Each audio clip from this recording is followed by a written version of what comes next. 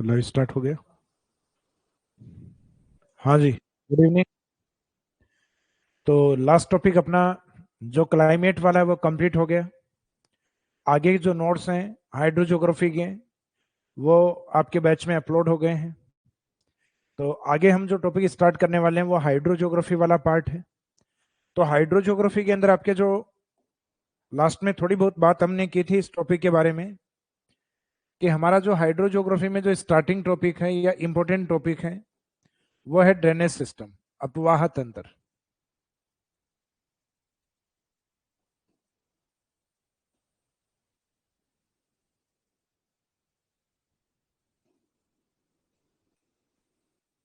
तो जो drainage system या अपवाह तंत्र जो टॉपिक है,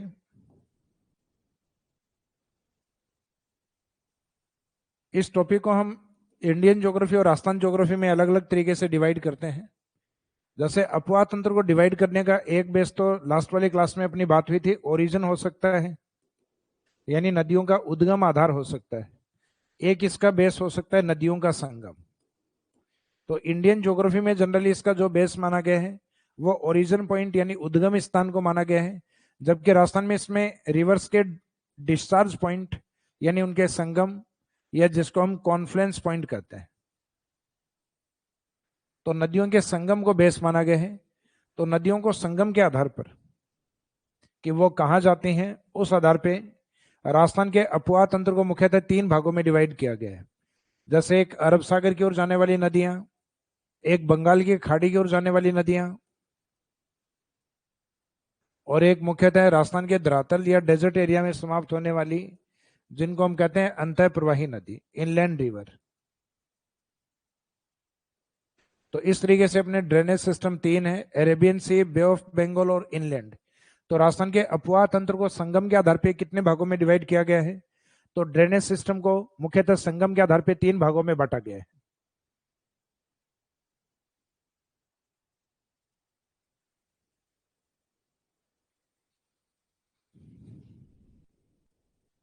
ये बैच वाले स्टूडेंट हैं, इनकी जो पीडीएफ है ना करंट वाली, वो अपलोड करते रहो टॉपिक वाइज जो है उनको।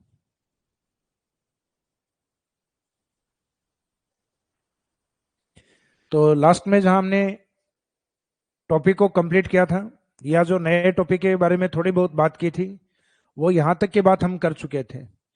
और ये बात की थी हमने, कल जो टॉपिक स्टार्ट करेंगे उसमें हम स्टार्टिंग यहां से करेंगे। तो फर्स्ट पॉइंट अपना यही आता है कि राजस्थान के अपवाह तंत्र को संगम के आधार पर तीन भागों में डिवाइड किया गया है। तो according to confluence point, drainage system of Rajasthan is divided into three parts. अब ये तीन पार्ट या तीन भाग कौन कौन से हैं जो अभी सामने लिखे हुए हैं? तो संगम के आधार पर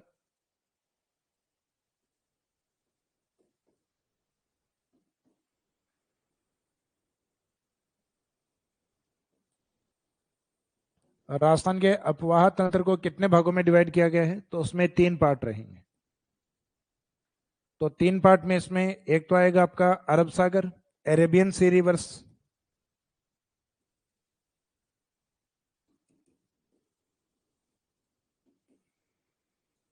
अरेबियन सी रिवर। इसमें एक पार्ट रहेगा आपका बे ऑफ बंगाल रिवर, बंगाल की खाड़ी की नदियां।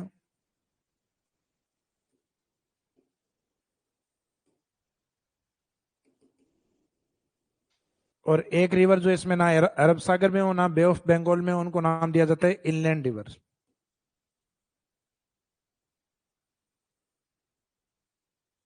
इनलैंड ड्रेनेज सिस्टम,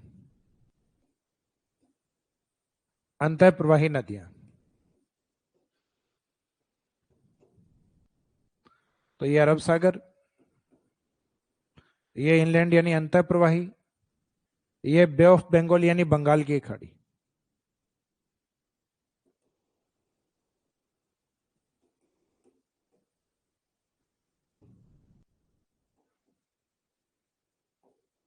तो ये अपना एक साइड में रहेगा, फर्स्ट पार्ट अरब सागर, दूसरा हम कवर करेंगे इनलैंड, और तीसरा अपना इस टॉपिक का पार्ट रहेगा बे ऑफ बंगाल, जो इस चैप्टर का लास्ट पार्ट रहेगा अपना। तो हम स्टार्टिंग करते हैं अरेबियन सी से। अरब सागरीय नदियों से।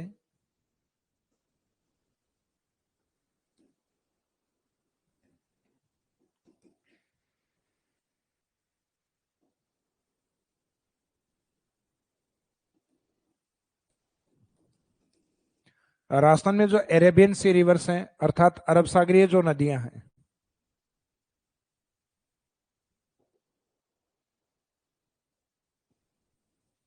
उसमें जो मेन रिवर है वो आपकी चार प्रमुख नदी हैं। अच्छा, यहाँ अरेबियन सी रिवर से पहले, जैसे एक तो आपको अरेबियन सी रिवर से वो राजस्थान के ड्रेनेज सिस्टम, यानी राजस्थान के जो तीन अपवाह तंत्र हैं, इन तीन अपवाह तंत्र में राजस्थान के 100% रिवर्स हैं। तो इसमें अरेबियन सी रिवर से वो राजस्थान में कितना परसेंट है, तो ये आपको ध्यान रखना है। 17% रिवर, 17% नदियां हैं। इनलैंड रिवर्स कितनी आती हैं, तो राजस्थान के टोटल ड्रेनेज के अंदर ये लगभग आती हैं अपने 60% रिवर्स, यानी लगभग 60% नदियां अपनी अंतः प्रवाही नदियां हैं। तो 60 और 17 कितने होंगे आपके, लगभग 77। बचा हुआ जो 23% जो नंबर ऑफ रिवर है वो राजस्थान की बंगाल की खाड़ी। फॉर एग्जाम्पल हम ये मान लें पूरे राजस्थान में 100 नदियां हैं, तो 100 नदियों में से ज्यादातर नदियां आपकी अंतः प्रवाही ही है। अंतः प्रवाही का मीनिंग है वो नदियां जिनमें पानी कम है और धरातल पे बहते बहते जो धरातल में समाप्त हो जाते हैं उनको कहते हैं इनलैंड, यानी धरातल में समा जाना। तो राजस्थान की 100 में से लगभग 60 नदियां आपकी इनलैंड रिवर हैं। कारण क्या है, तो कारण हमें पता है कि राजस्थान में वर्षा कम होती है, राजस्थान में डेजर्ट ज्यादा है। तो सामान्य सी बात है, जहां डेजर्ट अधिक है उसके पीछे रीजन क्या है, वर्षा का कम होना। इसका मीनिंग जहां पे रेनफॉल कंडीशन कम पाई जाती हैं वो ज्योग्राफिकल एरिया हमारे लिए, यानी जहां बारिश कम होती है वो ज्योग्राफिकल एरिया अपने लिए डेजर्ट के रूप में होता है। तो इसका मीनिंग राजस्थान का अधिकांश भाग हमारे लिए कैसा है, डेजर्ट है। तो डेजर्ट है तो नदियां भी वैसी होंगी कम पानी वाली। तो वो इनलैंड रिवर राजस्थान में सबसे ज्यादा है, 60% नदियां। बचे हुए 40% में 23% बंगाल की खाड़ी और बची हुई 17% आपकी अरेबियन सी रिवर। तो अभी जो हम लिख रहे थे अरेबियन सी रिवर के बारे में, जिसमें चार मुख्य नदियां हैं, लेकिन ये राजस्थान के टोटल ड्रेनेज सिस्टम का पार्ट कितना है, 17%। यहीं पे अगर हम दूसरा इनलैंड रिवर की बात करें, अंतः प्रवाही नदियों की, तो अंतः प्रवाही नदियां राजस्थान में सर्वाधिक पाई जाती हैं। तो अंतः प्रवाही नदियां या जो इनलैंड ड्रेनेज है वो राजस्थान के टोटल ड्रेनेज का कितना परसेंट पार्ट है, 60%। और बचा हुआ जो अपना 23% पार्ट है वो किस में आता है, वो आता है बे ऑफ बंगाल के अंदर। यानी बंगाल की खाड़ी की नदी कितनी है, तो अभी जो डेटा है फैक्ट हमने लिखा था कि 100 में से कोई दो डेटा याद कर लो आप इनमें से, बाकी जो बचा हुआ है वो 100 में से घटा देना, तो लास्ट वाले का परसेंटेज अपने को वैसे भी याद हो जाएगा। तो तीनों के डेटा मत रटा करो, सिर्फ तीन, अगर टोटल 100 हैं तो तीन में से दो के डेटा याद रख लो, बचा हुआ डेटा है वो लास्ट वाले का बचेगा।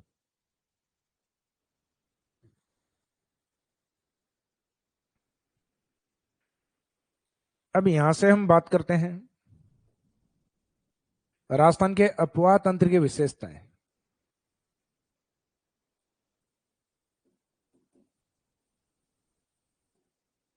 अपवाह तंत्र यानी राजस्थान के जो तीनों प्रकार के अपवाह तंत्र हैं, अरब सागर, अंतःपुरई, बंगाल की खाड़ी, तो इनके कॉमन कैरेक्टरिस्टिक्स क्या हैं, इनकी सामान्य विशेषताएं क्या हैं, पहले उनकी बात कर लेते हैं। और बाद में स्टार्ट करेंगे हम स्टार्टिंग वाले अरेबियन सी से, अरब सागर से, बाद में अंतःपुरई नदियां, और लास्ट में कवर करेंगे बंगाल की खाड़ी। तो अंतःपुर हमारे जो ड्रेनेज सिस्टम यानी अपवाह तंत्र जो है उसके सामान्य विशेषता में एक बात तो यह है कि राजस्थान की जितनी भी रिवर्स हैं वो डिपेंड ऑन मानसून है, यानी मुख्यतः मानसून पर आधारित है। तो नदियों के सोर्स मुख्यतः दो हो सकते हैं, या तो हो सकता है ठंडे एरिया से आती हैं तो वो ग्लेशियर पे डिपेंड हो, यानी हिमालय के ऊपर, जैसे हिमालयी नदियां। लेकिन हमारे राजस्थान के अंदर ग्लेशियर्स नहीं है, ना हमारी नदियां जिस ओर से आती हैं, जैसे एमपी की ओर से ज्यादातर नदियां विंध्यन माउंटेन से भी आती हैं।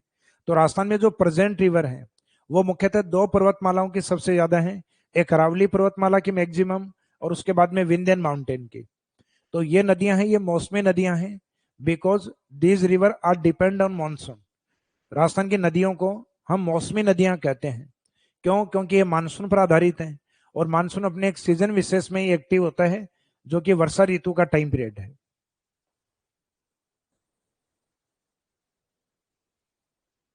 तो अपवाह तंत्र की जो विशेषताएं हम देखते हैं, उन विशेषताओं में पहला पॉइंट अपना यही आता है कि राजस्थान की नदियां मौसमी नदियां हैं।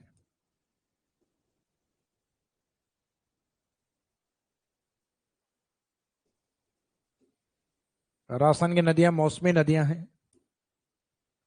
क्योंकि मानसून पर आधारित है, because depend on monsoon.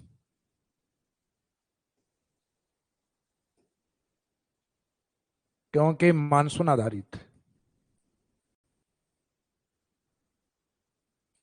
Because depend on monsoon. इसके बाद में मानसूनी नदी के बाद दूसरा पॉइंट हम देखते हैं कि राजस्थान में जो नदियों को डिवाइड करने का एक बेस अरावली पर्वतमाला भी है। तो ये अरावली के इंपॉर्टेंस हमने लिखे थे, वहां पर ने एक पॉइंट लिखा था, Aravali is known as water divide line of Rajasthan. Aravali को राजस्थान के जल विभाजक रेखा कहा जाता है। कारण, क्योंकि अरावली राजस्थान के ड्रेनेज को दो भागों में डिवाइड करती है, पूर्व में बंगाल की खाड़ी और पश्चिम में अरब सागर। जबकि अंतः प्रवाही नदी अरावली के दोनों तरफ है, तो वह अंतः प्रवाही नदियों को डिवाइड नहीं करेगी, वो तो राजस्थान के अपवाह तंत्र का पार्ट है। अरावली के अकॉर्डिंग ड्रेनेज कितने हैं? दो, पूर्व में बंगाल की खाड़ी और पश्चिम में अरब सागर। तो अरावली को राजस्थान के जल विभाजक रेखा कहा जाता है क्योंकि यह राजस्थान के अपवाह तंत्र को दो भागों में डिवाइड करती है। तो अरावली को राजस्थान की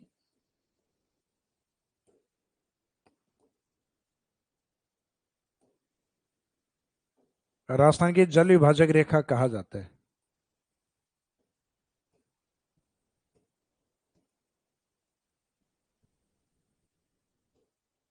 जल विभाजक रेखा कहा जाता है, यानी वाटर डिवाइड लाइन के रूप में जाना जाता है।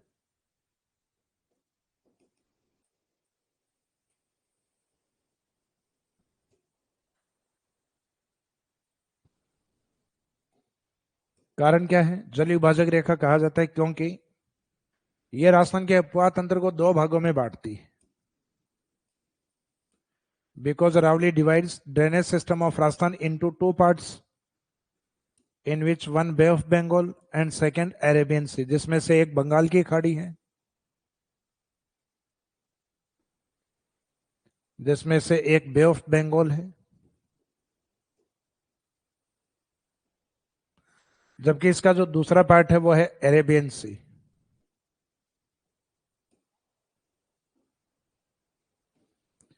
यानी अरब सागर। अब आपको यह भी ध्यान होना चाहिए कौन सा किस साइड में है। तो अरावली का ईस्ट वाला पार्ट है वो तो है बंगाल की खाड़ी। बाई चांस ऐसा कोई स्टेटमेंट ही दे दिया जाए कि अरावली के पूर्व में बंगाल की खाड़ी की नदियां हैं, तो बिल्कुल सही बात है। लेकिन इसमें अगर केवल लिख दिया तो स्टेटमेंट गलत होगा, क्योंकि अपने को पता है अरावली के पूर्व में केवल बंगाल की खाड़ी नहीं, अंतःप्रवाही नदियां भी हैं, क्योंकि अंतःप्रवाही अरावली के दोनों तरफ है। और अरावली के पश्चिम में मुख्यतः अरब सागर की नदियां हैं। तो केवल अरब सागर लिखना गलत है, लेकिन अरावली के पश्चिम में अरब सागर ही अपवाह तंत्र है, तो ये स्टेटमेंट सही है। और केवल अरब सागर है तो गलत है, क्योंकि पश्चिम में इनलैंड रिवर भी है, अंतः प्रवाही नदियां भी हैं।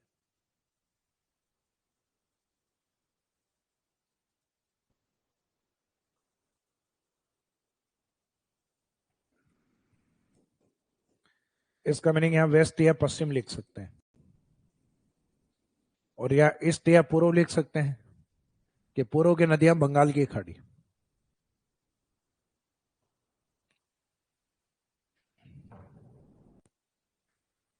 तो राजस्थान के अपवाह तंत्र की दो विशेषताओं में एक तो मौसमी नदियां हैं हमारे पास, क्योंकि ये मानसून पर आधारित हैं। एक अरावली को राजस्थान के जल विभाजक रेखा या water divide line, because Aravalli divides drainage system into two parts. एक ईस्ट वाला है बंगाल की खाड़ी और पश्चिम वाला अरेबियन सी है। इसके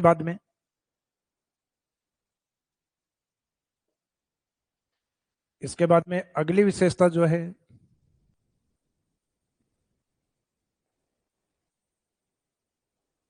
बंगाल की खाड़ी की जो ड्रेनेज सिस्टम है, उसमें राजस्थान में अंतः प्रवाही नदियां सर्वाधिक हैं।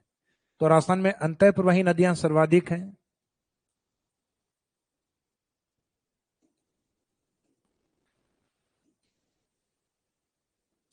ये तो ऊपर जो अपना फैक्ट था उससे भी देख के अपने को समझ में आ रहा था कि 60% है अंतः प्रवाही। तो अंतः प्रवाही जनरली उन क्षेत्रों में अधिक होते हैं जहां मरुस्थल का विस्तार अधिक है। तो क्योंकि मरुस्थल का विस्तार यहाँ अधिक है, मरुस्थल का विस्तार अधिक है।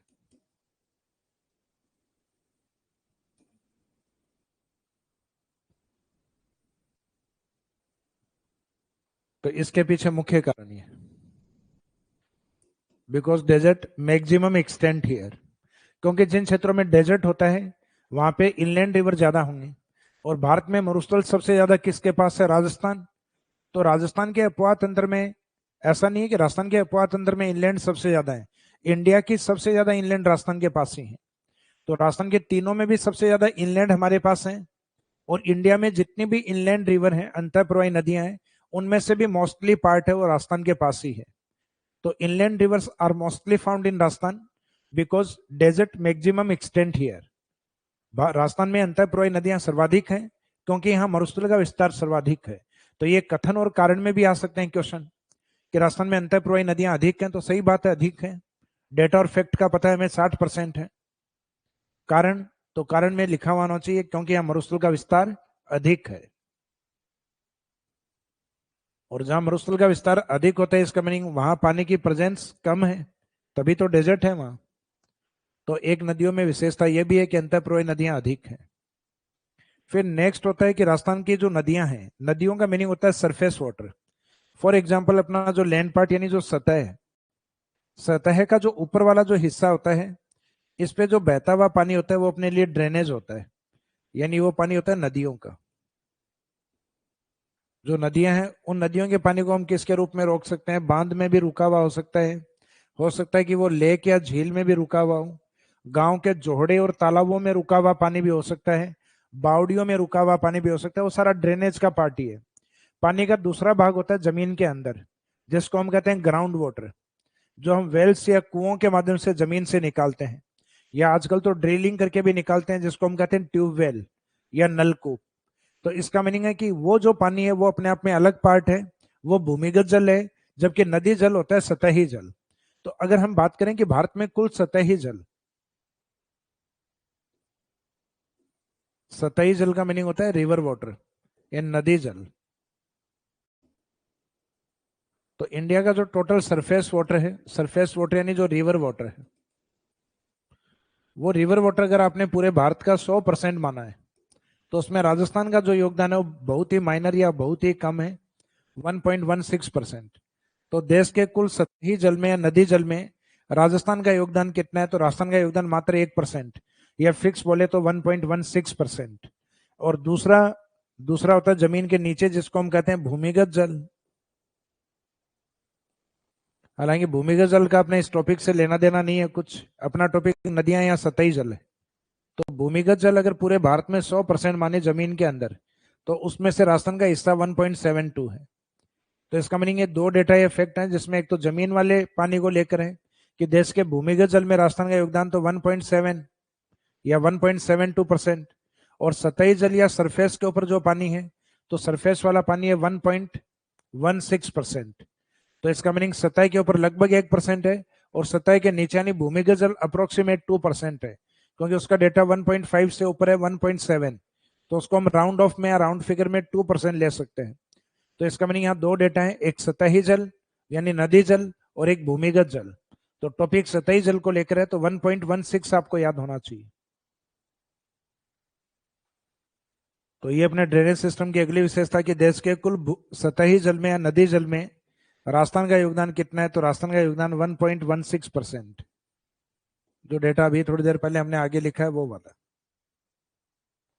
फिर नेक्स्ट पॉइंट कि राजस्थान का अपवाह तंत्र, आपको यह ध्यान है कि 3 भागों में बटा हुआ है, लेकिन उसमें आपसे पूछे कि इन 3 भागों में मुख्य नदी बेसिन यानी मेन रिवर कितनी है?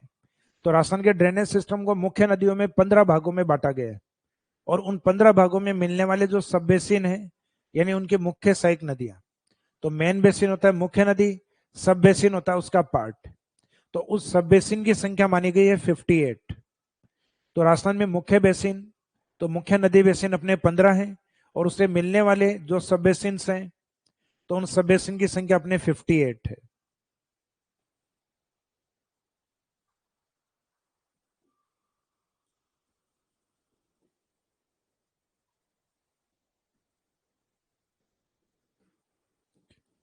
तो राजस्थान के अपुआ तंत्र में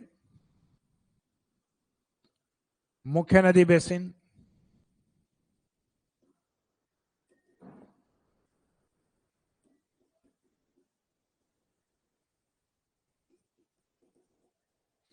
मेन रिवर बेसिन या मुख्य नदी बेसिन,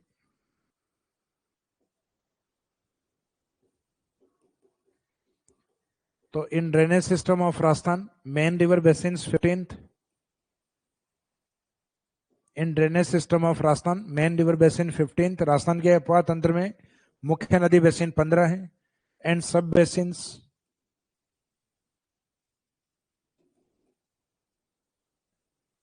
सब बेसिन या उप बेसिन, यानी मुख्य नदी में आने वाली जो मुख्य सहायक नदी है वो होती है सब बेसिन, इनकी काउंटिंग मानी गई है 58।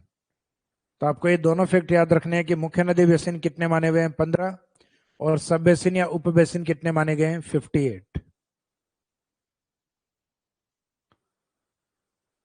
तो एक तो सिंपल क्वेश्चन कि राजस्थान के अपुआ तंत्र को कितने भागों में बांटा गया, तो आंसर आएगा 3, अरब सागर, बंगाल की खाड़ी और अंतः प्रवाह। राजस्थान के अपुआ तंत्र में मुख्य नदियों के बेसिन कितने हैं, तो मेन रिवर बेसिन 15 है, और उनमें मिलने वाले सब बेसिन या उप बेसिन कितने हैं 58। तो मेन तो है 15 और सब है 58। तो ये अपुआ तंत्र की अपने 4-5 प्रमुख विशेषताएं दी हुई हैं जो अभी मैंने आपको बताई हैं। तो इन विशेषताओं में एक तो है कि राजस्थान की नदियां मौसमी हैं, तो मौसमी इसलिए है क्योंकि मानसून पर आधारित है, इसके पीछे कारण यह है डिपेंड ऑन मानसून। दूसरा है कि राजस्थान में अरावली है वो जल विभाजक है, कारण वो राजस्थान की नदियों को 2 भागों में डिवाइड करती है, अरब सागर और बंगाल की खाड़ी। फिर राजस्थान में अधिकांश नदियां अंतः प्रवाही हैं, तो अंतः प्रवाही इसलिए है क्योंकि हमारे यहाँ डेजर्ट का विस्तार अधिक है, इसके पीछे कारण मरुस्थल है। फिर है देश के कुल सतही जल, यानी जो सतह नहीं जमीन के ऊपर जो पानी है नदियों में, सतही जल में राजस्थान का योगदान 1.16% है। जमीन के अंदर अगर ग्राउंड वाटर की बात करें, भूमिगत जल में देश के कुल भूमिगत जल का राजस्थान के पास है 1.72%। और फिर लास्ट में हमने एक फैक्ट के ऊपर बात की कि राजस्थान के अंदर जो मेन रिवर बेसिन है, जो मेन रिवर बेसिन या मुख्य नदी बेसिन है वो कितने हैं 15, और सब रिवर बेसिन जो है, सब रिवर बेसिन है वो 58 है। तो अभी हमने जिन 4-5 पॉइंट्स के ऊपर बात की है वो ये है। अब इसके बाद में राजस्थान का जो अपुआ तंत्र है उसमें स्टार्टिंग करेंगे हम अरेबियन सी, जिसके मुख्य नदियां कौन सी हैं। तो अरब सागर में 4 प्रमुख नदियां अपन, जिसमें एक लूनी है, एक वेस्ट बनास है, एक उदयपुर से निकलने वाली साबरमती है, और साबरमती के बाद में एक राजस्थान के सदर में जो मुख्यतः माही नदी है।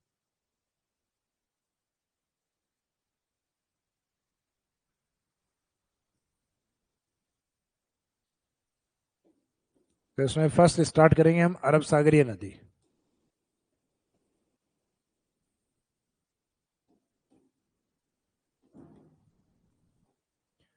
तो अरब सागरीय नदियों में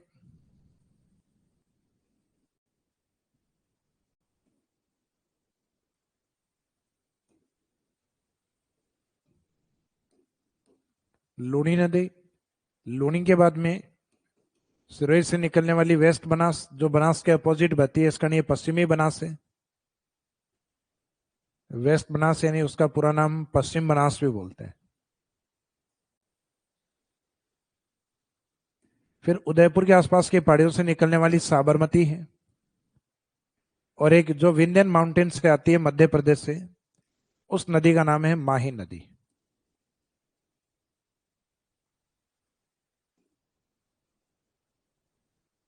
माही रिवर। तो ये वाले जो पार्ट हैं आपके, ये अरब सागर में प्रमुख नदियां हैं, जिसमें से 3 तो आपके अरावली से, लूनी, वेस्ट बनास, साबरमती। माही एक ऐसी है जो विंध्यन माउंटेन्स है।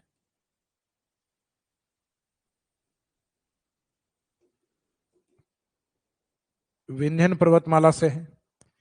देखो कोई भी जो ड्रेनेज सिस्टम है, अपुआ तंत्र है, जिसमें हम इनलैंड की बात नहीं कर रहे, बाकी अरब सागर और बंगाल की खाड़ी में से अगर है, तो उनमें से नदियों में मुख्यतः 5 इंपोर्टेंट पॉइंट में एक तो वो पॉइंट जहां से नदी उद्गम करती है यानी स्टार्ट होती है, जो नदी का ओरिजिन पॉइंट होता है अर्थात उद्गम स्थान। एक वो पॉइंट होता है जहां नदी समाप्त होती है अर्थात उसका संगम होता है। एक उद्गम संगम के बीच की जो दूरी होती है वो लेंथ ऑफ रिवर होती है, नदी की लंबाई, जो कि एक फैक्ट या डेटा होता है। तो नदियों के जो इंपॉर्टेंट पॉइंट है, एक तो इनके उद्गम है, एक लास्ट वाला पॉइंट इनका संगम है, एक दोनों के बीच की दूरी यानी लेंथ ऑफ रिवर, नदी की लंबाई है। फिर इनके अलावा अब इस लंबाई को जो नदी कवर करती है उसमें जो ज्योग्राफिकल एरिया यानी जो जिले या जो राज्य आते हैं वो उसका कैचमेंट एरिया है। तो लेंथ यानी जो लंबाई या फैक्ट है वो तो ये हो गया। अब इसमें जो जिले आएंगे वो अपने आप में, या जो राज्य आएंगे वो अपने आप में अपवाद क्षेत्र है, इसका कैचमेंट एरिया। और इस कैचमेंट एरिया में जो धाराएं इससे मिलती रहेंगी वो इसके लिए सहायक नदियां।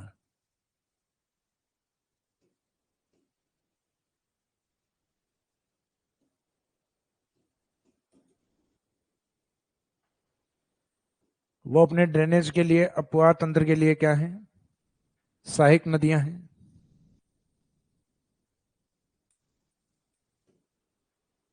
तो किसी भी नदी में जो इंपॉर्टेंट पॉइंट है, लगभग 5 इंपॉर्टेंट पॉइंट है।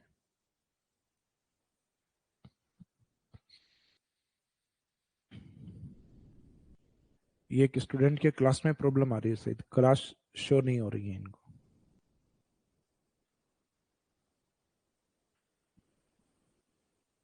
इनका नंबर नोट करके वो टेक्निकल टीम को दे दो ताकि वो ठीक करें।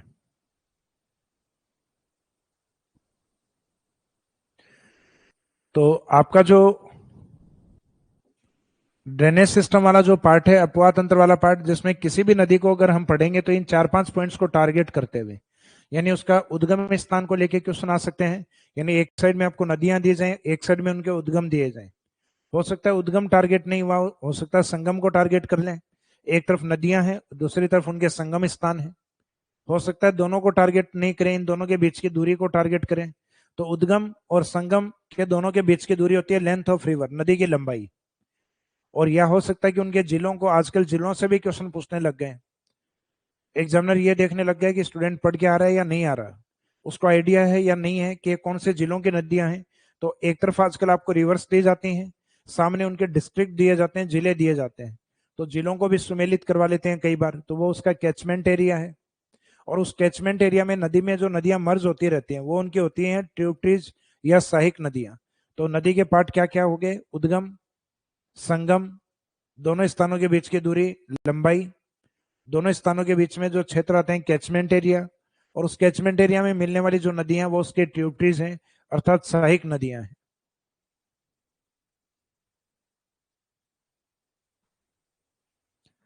अब इसमें जिन नदियों को हम स्टार्ट करेंगे, यानी जो अरब सागर की आपको 4 नदियां अभी बताई, इसमें सबसे पहले हम ये 2 पॉइंट टारगेट करेंगे कि नदियों का उद्गम कहां से है, और ये जो 4 नदियां बताई इनका संगम किस क्षेत्र में है। तो राजस्थान की चाहे कोई भी नदी हो, लेकिन वो अरब सागर में अगर जा रही है तो वो बिना गुजरात के अरब सागर नहीं पहुंच पाएगी, क्योंकि राजस्थान के पास अरब सागर नहीं है। अरब सागर जो निकटतम राज्य हमारे है वो गुजरात है।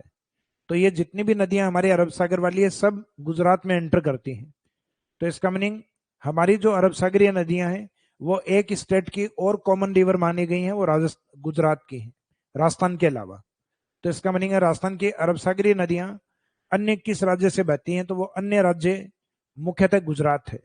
लेकिन एक माही नदी ऐसी है जो राजस्थान से उद्गम नहीं होता, उसका उद्गम ही एमपी से होता है। तो उसमें 3 राज्य होंगे, क्योंकि अरब सागर में 2 राज्य तो अपने अपने अकॉर्डिंग देखें, राजस्थान के अकॉर्डिंग तो 2 राज्य में एक तो हम है और एक गुजरात है। लेकिन माही का उद्गम एमपी से होता है, तो उसमें 3 स्टेट होंगे फिर, क्योंकि माही हमारे राजस्थान में भी आती है। और अरब सागर के लिए फाइनली उसको कहां जाना पड़ेगा, गुजरात। तो इन सब नदियों के संगम है वो गुजरात की तरफ है। तो ये तो हमें समझ में आ गया कि ये जितनी भी नदियां हम अरब सागर के नाम से पढ़ रहे हैं, ये अरब सागर किस ओर आएगा, गुजरात की तरफ। तो इसका मीनिंग ये नदियां गुजरात की नदियां भी हैं। तो बाई चांस ऐसा कोई स्टेटमेंट, क्योंकि डायरेक्टली कहीं लिखा हुआ नहीं होता, तो ऐसा कोई स्टेटमेंट आ जाए कि राजस्थान का अरब सागरीय अपवाह तंत्र गुजरात का अपवाह तंत्र भी होता है, तो बिल्कुल सही है, करेक्ट है। 100% गुजरात का अपवाह तंत्र भी होगा, क्योंकि बिना गुजरात हम अरब सागर में नहीं जा पाते।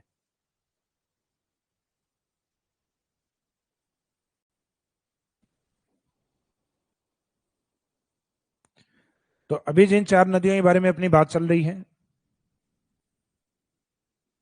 उसमें अरावली के मध्य भाग, यानी ये जो अजमेर वाला पार्ट, इस अजमेर वाले पार्ट से अजमेर के पश्चिम में पहाड़ियां आती है सर्पिलाकार रूप में, नाग हिल्स। इन नाग हिल्स या अजमेर की पहाड़ियों से मुख्यतः गुजरात की ओर जो नदी जाती है रण ऑफ कच्छ की ओर,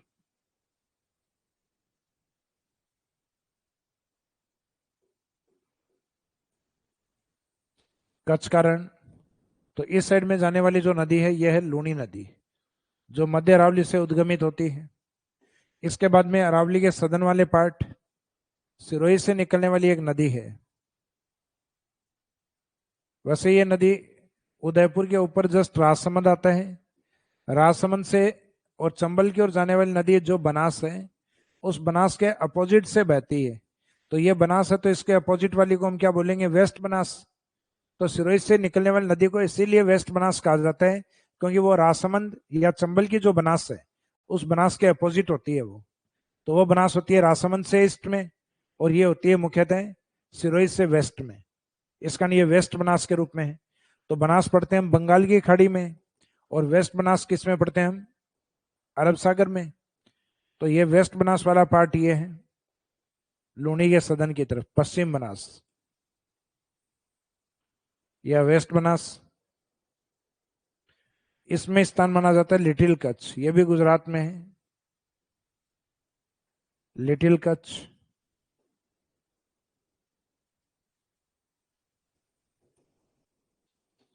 इसके बाद अरावली के दक्षिण में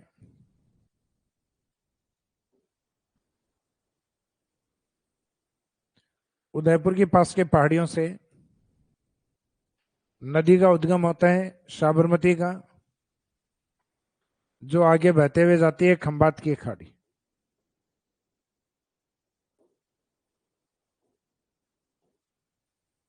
खंबात की खाड़ी ये उदयपुर से निकलती है पदराना की पहाड़ियों से। साबरमती, हालांकि साबरमती नदी का मुख्य एरिया गुजरात में है, या अधिकांश नदियां अगर हम देखें तो गुजरात में मिलती हैं। इस कारण साबरमती का अपने को फील भी नहीं आता कि साबरमती हमारी नदी है। तो इसका मीनिंग है साबरमती मुख्यतः किस राज्य की नदी है, तो साबरमती मुख्यतः नदी है गुजरात की। तो ये साबरमती अरावली के दक्षिण में पहाड़ी आती है, पदराना की पहाड़ी, यानी अरावली के पांव की तरफ है, तो पद के नाम से याद रखिए, पद यानी पांव। और ये उस एरिया से निकलती है जहां राणाओं का शासन रहा हुआ है, तो इसका नाम है पदराना हिल्स। तो ये पदराना की पहाड़ी उदयपुर के निकट से निकलती है।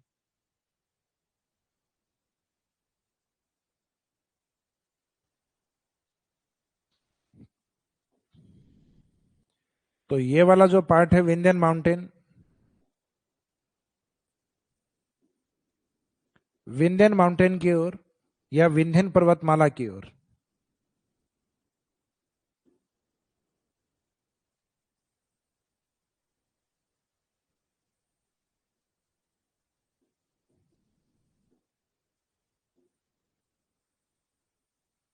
विंध्यन पर्वतमाला जो कि किस साइड में है, एमपी की ओर। तो यहाँ पे एक स्थान आता है मिंडा गांव, उस मिंडा गांव में एक लेक आती है मेहंद लेक। इस मेहंद झील से उद्गम होता है माही, माही नदी का। हालांकि मेहंद शब्द ऐसा है कि इसको अगर आप 5-10 सेकंड घूर के देखोगे तो आपको लगेगा कि माही निकल रही है। घूरने का मीनिंग ये है कि ये जो शब्द मैं और है शब्द है, इन्हीं से शब्द निकलता है माही शब्द। तो इसका मीनिंग मेहंद झील। तो मेहंद झील में आपको बोलते टाइम और देखते टाइम भी ये फील आएगा कि ये माही का उद्गम स्थान है, क्योंकि इसके स्टार्टिंग के शब्द हैं वो माही से थोड़े बहुत मैच होते हुए हैं, यानी मैं और है वाला शब्द। तो मेहंद से उद्गम किसका है, माही का, जो राजस्थान के दक्षिण में बांसवाड़ा से एंट्री करती है, और खांदू खांदू गांव से एंट्री करते हैं प्रतापगढ़ के पैरेलल, और डूंगरपुर में बेणेश्वर धाम होते हुए मुख्यतः एंट्री करेगी आगे गुजरात की तरफ। तो यहाँ इसके बाद में जैसे गुजरात में बहती है तो मुख्यतः साबरमती वाले स्थान पे जाके मिलेगी ये भी खंबात की खाड़ी, अर्थात गल्फ ऑफ खंबात।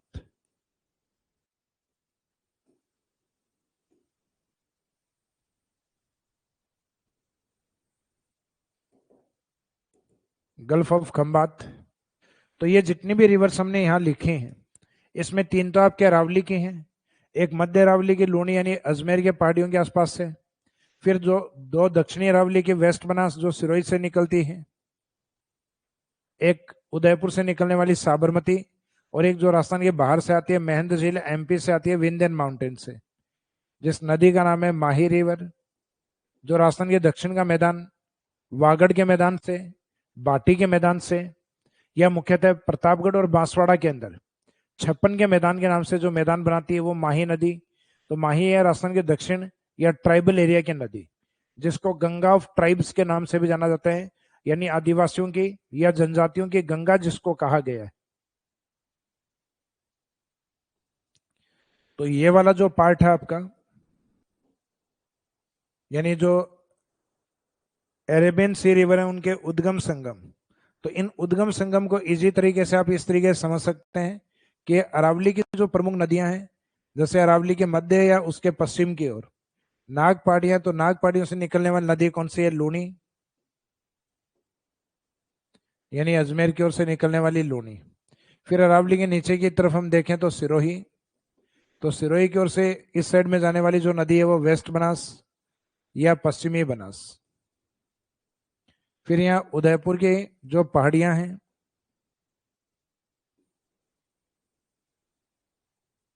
पदराना हिल्स, यहां से निकलती है साबरमती,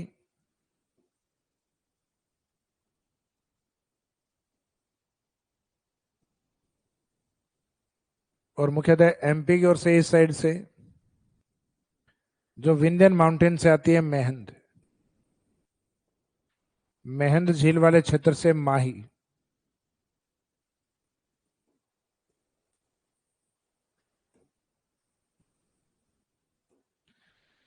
ऊपर वाली जो दोनों नदियां हैं लूनी और पश्चिमी बनास, इनका स्थान आप दोनों का कैसे याद रखिए? कच्छ का रण।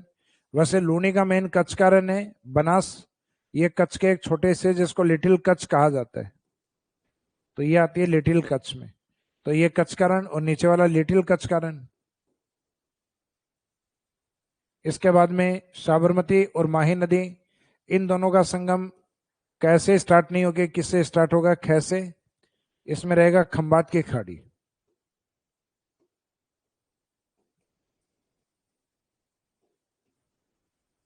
गल्फ ऑफ खंबात या खंबात की खाड़ी।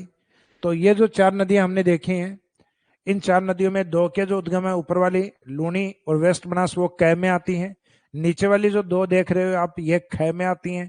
ख यानी खंबात की खाड़ी, गल्फ ऑफ खंबात। तो ये शब्द बात नहीं होके भात है, खंबात की खाड़ी। बात जो मामा हमारे यहाँ लेके आते हैं और हम बुआजी के यहाँ लेके जाते हैं, तो वो होता है भात। तो यहां तक जो अपने अरब सागर की जो नदी हमने कवर की है, सिर्फ हमने उनके उद्गम और संगम को कवर किया है। तो इससे लगभग आपको आइडिया लग गया कि अरब सागर की जो नदियां हैं वो मोस्टली अरावली से उद्गमित होती हैं, एक माही को छोड़कर। तो इन नदियों में से अगर आपको ऑप्शन दिया जाए कि अरब सागरीय नदी कौन सी है जो राजस्थान से उद्गमित नहीं होती, तो वह आंसर रहेगा आपका माही, क्योंकि विंध्यन की ओर से आती है। और ये जो ऑप्शन लिखे हुए इनमें से कौन सी नदी है जो मध्य अरावली यानी अजमेर अरावली से निकलती है, तो उसमें आंसर रहेगा अजमेर अरावली वाली लूणी नाग पहाड़ियों वाली। फिर इनमें से पूछा जाए दक्षिणी अरावली, तो सिरोही दक्षिणी अरावली में आता है, उदयपुर दक्षिणी अरावली में आता है, तो वेस्ट बनास और साबरमती ये दक्षिणी अरावली का पार्ट है। और एक लास्ट में माही जो अरावली का पार्ट ही नहीं है, पार्ट किसका है? विंध्यन माउंटेन का। विंध्यन माउंटेन में मुख्यतः मेहंद लेक, मेहंद झील की ओर से इसका उद्गम होता है।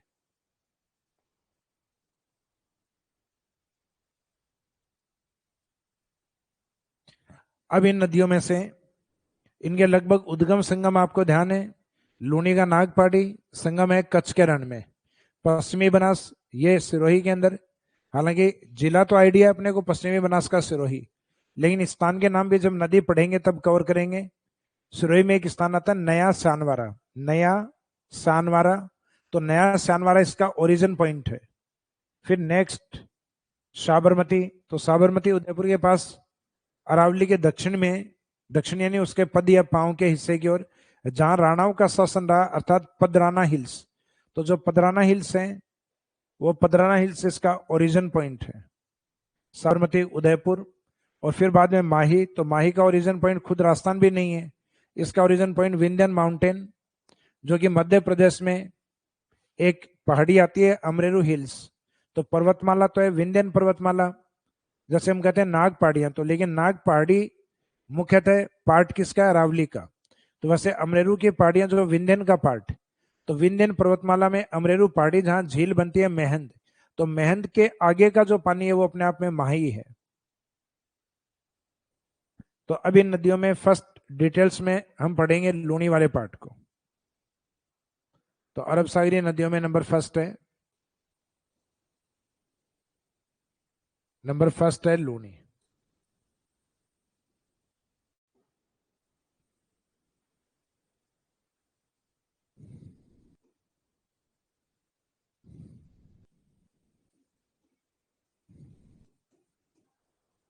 तो इसका उद्गम है नाग हिल्स, नाग पहाड़ी।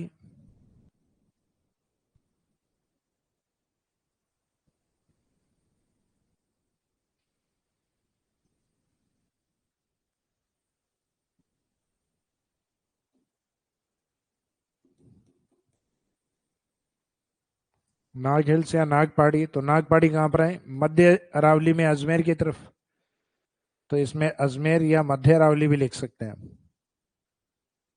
तो इस तरीके से भी अच्छा क्वेश्चन दिया जा सकता है। तो मध्य अरावली का आइडिया ऑलरेडी है आपको, क्योंकि हमने जब अरावली का अध्ययन किया था तो अरावली को 3 भागों में हमने डिवाइड किया था, उत्तरी अरावली, मध्य अरावली। तो मध्य अरावली को नाम दिया था मेरवाड़ा अरावली, और ये मेरवाड़ा शब्द अजमेर के साथ ही था पहले, अजमेर मेरवाड़ा। तो ये मेरवाड़ा अरावली या मध्य अरावली का हिस्सा है जहां से उद्गम है। उद्गम के बाद में इस नदी का जो संगम है वो कच्छ के रण,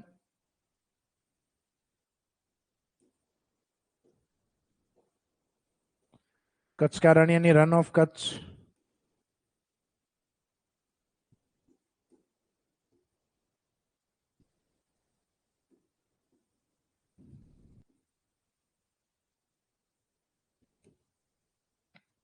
तो ये रण ऑफ कच्छ। तो रण ऑफ कच्छ में मुख्यतः किस ओर जाती है गुजरात की तरफ।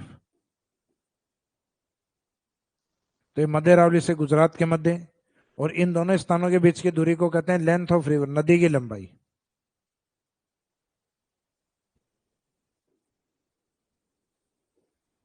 नदी की लंबाई 500 में से 5 किलोमीटर कम लिखनी है। तो 500 में से 5 कम यानी 495 किलोमीटर, 495 किलोमीटर।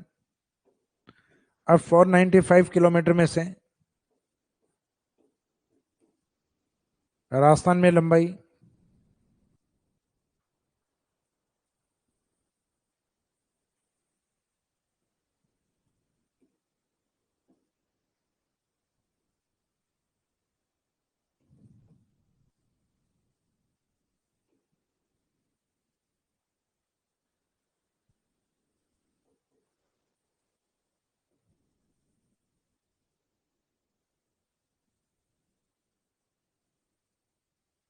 तो इसमें length in Rajasthan state, Rajasthan में इसकी लंबाई, तो राजस्थान में इसकी जो लंबाई होती है वो होती है लगभग 330 किलोमीटर, जो कुछ बुक्स में 350 भी लिखा हुआ रहता है। तो डेटा इसमें दोनों ही चलते हैं वैसे, लेकिन एग्जामिनर ये दोनों ही नहीं पूछता, वो पूछेगा तब वो टोटल वाला ही पूछता है। क्योंकि नदी का लेंथ का मीनिंग है नदी चाहे कहाँ कहीं पे भी हो, चाहे 2 स्टेट में हो चाहे 3 स्टेट में, लेंथ के रूप में उसका जो कंप्लीट पार्ट है उसी को कंसिडर किया जाता है। यानी टोटल 495 किलोमीटर। सिंपल पूछे लूनी की लंबाई कितनी है, तो लूनी की लंबाई वो होगी जो नाग पहाड़ियों से लेके जो रन ऑफ कच्छ तक यानी कच्छ के रन तक जो जाती है, वो अपने आप में लूनी है 350 किलोमीटर, सॉरी 495 किलोमीटर, क्योंकि लूनी की लेंथ में टोटल को ही कंसिडर किया जाएगा।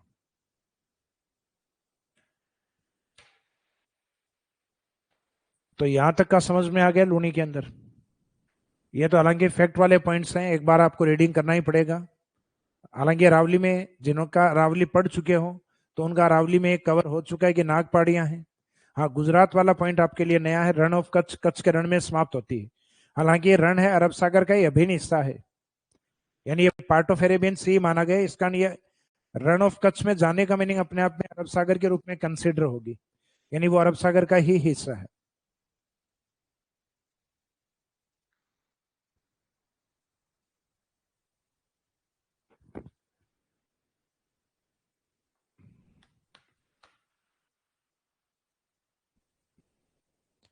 रिवर देखो, ड्रेनेज थोड़ा सा टफ टॉपिक है, समझ में आ रहा है आप लोगों को? रिवर्स में जहां प्रॉब्लम हो तो कमेंट कर देना, वहां थोड़ा सा रिवीजन कर लेंगे अपन, लेकिन मेरे हिसाब से वैसे भी मैं फैक्ट वाला जो पार्ट होता है उसको थोड़ा धीरे लेके चलता हूं ताकि आपको इजीली समझ में आ जाए।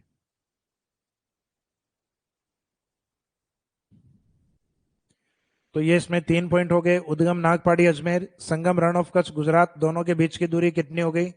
वो दूरी हो गई लंबाई, नदी की लंबाई होती है दोनों स्थानों के बीच की दूरी। तो लेंथ या लंबाई 495, राजस्थान के रूप में इसकी लेंथ है 330। अब आपसे ये पूछ लिया जाए कि इसका कैचमेंट एरिया बताइए, यानी जो 330 किलोमीटर वाला पार्ट है वो राजस्थान में कहाँ पे है? तो उसको हम एक ट्रिक के माध्यम से याद रखते हैं, अपना बजाज। बजाज का एडवर्टाइजमेंट आता है, उसमें आता है ना अपना बजाज सबका बजाज। तो इसमें आपको ध्यान रखना है अपना बजाज।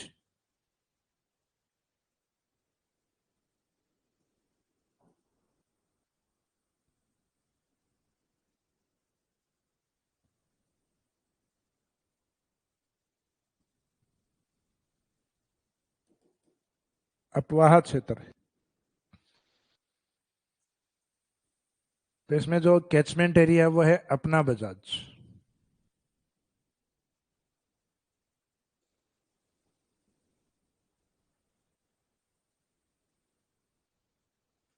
तो अपना बजाज में ये वाला पार्ट है अजमेर,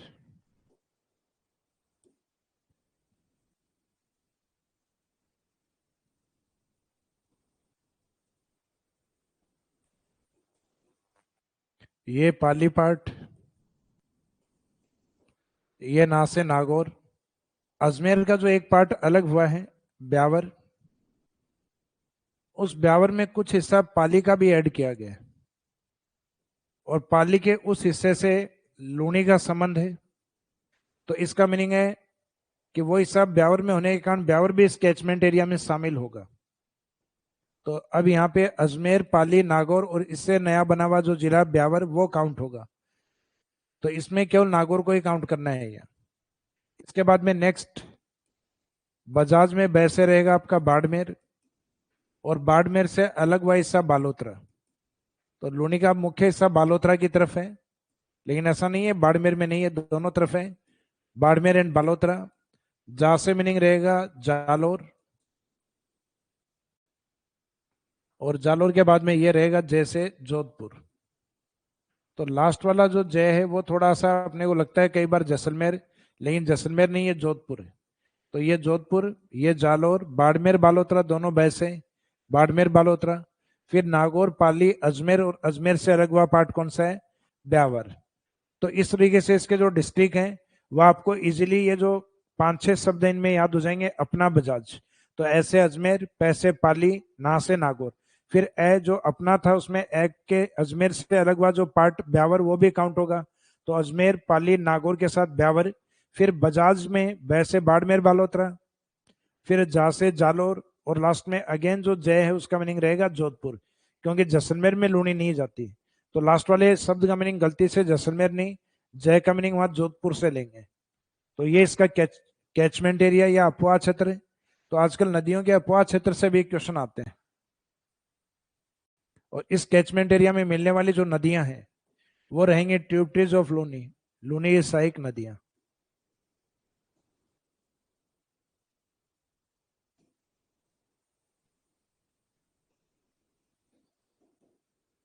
तो इसमें ट्यूबट्रीज या सहायक नदियां कौन सी हैं?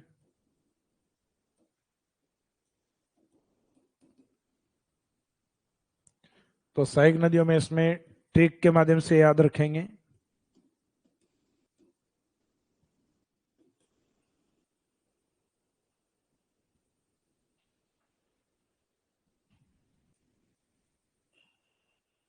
सूखी मांडी खारी,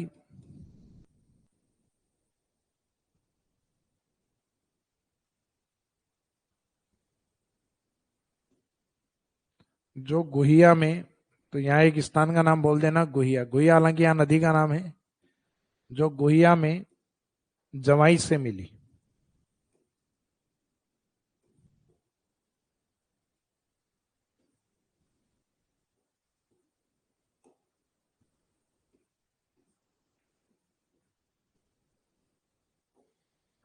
जैसे बांडी सांप की तरह एक जीव होते हैं, तो इसमें हमें सूखी बांडी को कैसा बताना है? सूखी बांडी खारी। हालांकि हालांकि बांडी भी सांप की तरह जहरीली होती है, तो अपने को जहरीली नहीं बता के उसको बताना है खारी। तो सूखी बांडी खारी।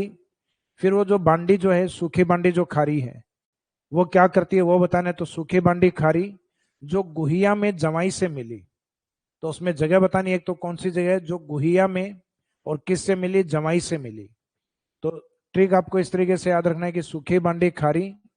फिर ट्रिक का दूसरा पार्ट जो गुहिया में, जो गुहिया में जवाई से मिली। अब यहाँ शब्दों की मीनिंग सूखी से है सूकड़ी। सूखे से meaning Sukri river. Bandi as it is शब्द है, नदी का नाम है बांडी रिवर।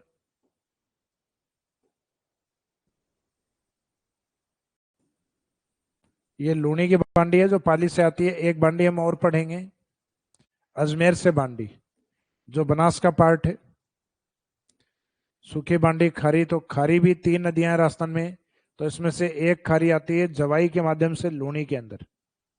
तो खारी जो से रहेगी जोजड़ी।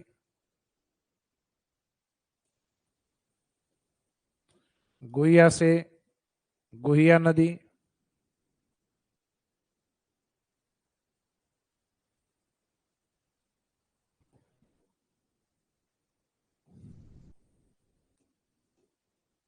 फिर मैं से, इस शब्द का कोई मीनिंग नहीं निकलेगा, ये साइलेंट रखना है, यानी यही गोला लगा देना, इसका कोई मीनिंग नहीं निकालना है। तो जो से जोजड़ी, गुहिया से गुहिया रिवर, जवाई से जवाई रिवर। तो यहाँ पे भी लगभग सीधे मीनिंग निकल रहे हैं। ये थोड़ा सा ध्यान रखना है, से आपको ध्यान रखना है सागी नदी, क्योंकि अपने एक साबी नदी आएगा। साबी अंतः प्रवाही नदी है, ये एक इनलैंड रिवर है, जबकि सागी पार्ट ऑफ लूनी है। तो दोनों अलग अलग नदियां हैं, साबी अंतः प्रवाही और सागी पार्ट ऑफ लूनी। तो ये जो सागी लिखा है, ये जसवंतपुरा की पहाड़ियों की नदी है। जसवंतपुरा यानी जालोर से आने वाली नदी। तो ये हम आगे पढ़ेंगे डायग्राम में, जसवंतपुरा की पहाड़ियों से।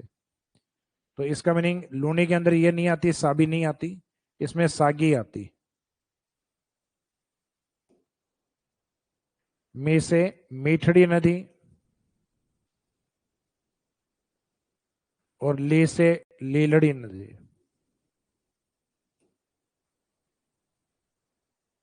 तो लूनी के अंदर आप ज्यादातर देखते हो लास्ट में जो नदियां हैं उसके लास्ट में टाइटल डी ज्यादा में है।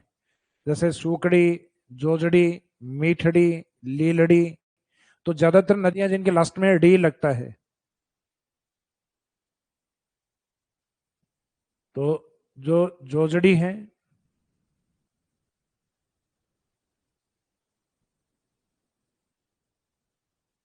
किसी ने कमेंट किया है सर ये जोजड़ी जहर पिला रही है। जोजड़ी अभी जो रिवर्स की जो रिपोर्ट आई है, उन जोजड़ी के अंदर जोजड़ी है, पश्चिमी राजस्थान में बांडी नदी है, जिनके पास में मुख्यतः डाई और प्रिंटिंग का काम ज्यादा होने के कारण इनको राजस्थान की मोस्ट पोल्यूटेड रिवर, अर्थात राजस्थान की केमिकल रिवर या रासायनिक नदियों के रूप में जानते हैं। जिसमें हालांकि टाइटल तो मेन बांडी के लिए है, ये पश्चिमी राजस्थान पाली वाली, कि राजस्थान की केमिकल रिवर किसको कहा गया है। तो केमिकल रिवर का दर्जा मुख्यतः बांडी रिवर को है।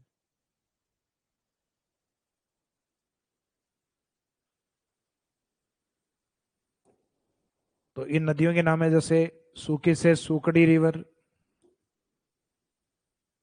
बांडी से एज इट इज शब्द है बांडी रिवर, खारी से सूखी बांडी खारी, तो खारी भी एज इट इज रिवर है।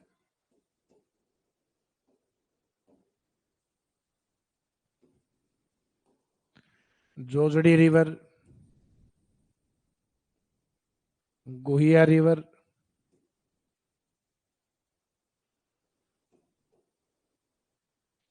जवाई रिवर,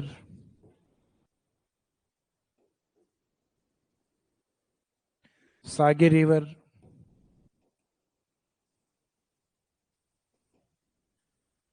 मीठड़ी रिवर, लीलड़ी रिवर।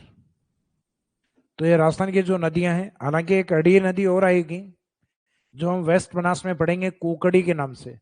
तो एक उस अड़ी को छोड़कर, कुकड़ी को छोड़कर, बाकी डी लगभग किसकी हैं? बाकी डी होती है मुख्यतः लूनी की। तो ये ज्यादातर जिन नदियों के लास्ट में डी आए वो मोस्टली लूनी में ही रहती है, कुकड़ी को छोड़कर। कुकड़ी वेस्ट बनास में।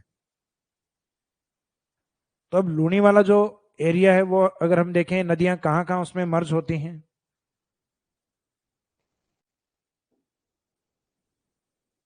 तो ये जो ओरिजिन है नाग पहाड़ी यानी अजमेर की तरफ।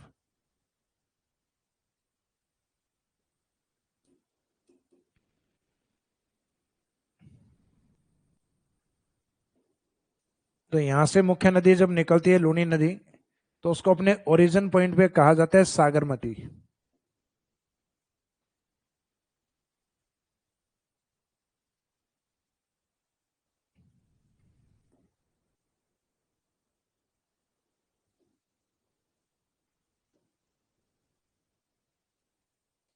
इसके ओरिजिन पॉइंट पे इसको सागरमती, और इसी सागरमती में एक स्ट्रीम और धारा मिलती है अजमेर की पहाड़ियों से, सरस्वती। ये वो पौराणिक सरस्वती नहीं है जैसलमेर वाली, ये सरस्वती अलग है अजमेर की पहाड़ियों वाली। और ये दोनों स्ट्रीम या धाराएं जो सह और सह वाली हैं, दोनों मिलकर अजमेर की पहाड़ियों के अंदर लूनी का निर्माण करती हैं। तो इसका मीनिंग है लूनी कौन सी नदियों से मिलकर बनी है? तो ये दोनों सह को मर्ज कर देना, सागरमती और एक सह सरस्वती को। तो ये भी अच्छा क्वेश्चन है कि लूनी को उसके ओरिजिन पॉइंट पर क्या कहा जाता है, तो ओरिजिन पॉइंट पर इसको सागरमती कहा जाता है। सागरमती को एक सह और मिलेगी सरस्वती, वो दोनों मिलके Sagarmati plus Saraswati equal to Luni. तो ये नाग पहाड़ियों में इसका नाम लूनी हो जाता है। तो बोलने में हम वही बोलते हैं कि इसका उद्गम नाग पहाड़ियों से होता है, तो नाग पहाड़ियों के अंदर से इसको लूनी माना गया है। तो इसका मीनिंग कुछ दूरी तक ये सागरमती होती है, सरस्वती आने के बाद ये लूनी होती है। उसके बाद में यहां से ये फिर कुछ समय नागौर की तरफ, नागौर में जब ये जाती है तो इसका पीछा नागौर से एक नदी करना स्टार्ट करती है जिसका नाम है जोजड़ी नदी। तो ये जोजड़ी नदी है, नागौर के पोंडलू गांव से निकलती है।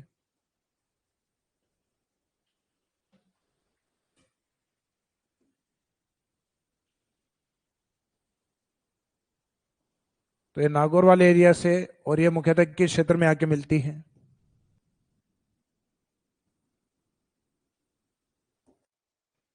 नागौर से जोधपुर में। आपने एक गांव सुना होगा खेजड़ली, और एक आता है खेजड़ली खुर्द। तो ये खेजड़ली खुर्द में आके मिलती है किस नदी में? मुख्य नदी लूनी के अंदर।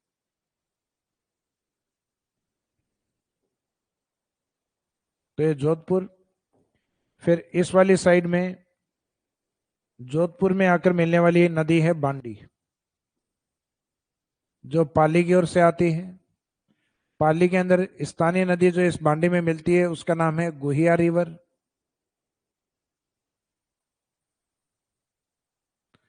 उसके अलावा कुछ नदियां,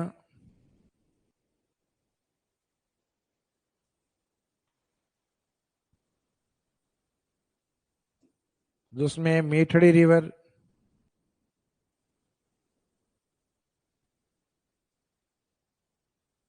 सूकड़ी रिवर, जवाई रिवर, उसके बाद खारी नदी। तो ये जो रिवर्स आपने लिखे हैं गुइया से लेके जवाई तक, जवाई, सूकड़ी, मीठड़ी, बांडी और गुहिया रिवर, तो इन नदियों के उद्गम होते हैं पाली से। तो इसका मतलब लूनी की अधिकांश नदियां किस जिले से आती है? पाली से। पाली के जस्ट नीचे की ओर आता है सिरोही, तो सिरोही से आती है खारी नदी।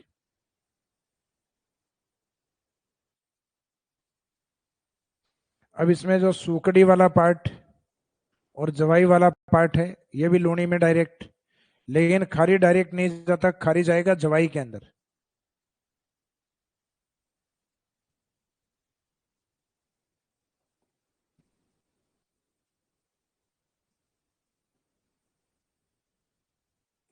ये खारी नदी है, ये जवाई में जाएगी जालोर में, जालोर में जवाई से मर्ज होगी, जवाई से मिलेगी, और फिर यहीं जालोर से एक नदी निकलेगी जसवंतपुरा की पहाड़ियों के लिए, सॉरी जसवंतपुरा की पहाड़ियों से।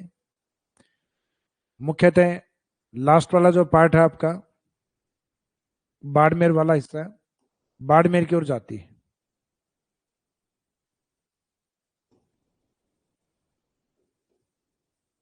तो ये सागर नदी जालोर, जालोर जसवंतपुरा की पहाड़ी।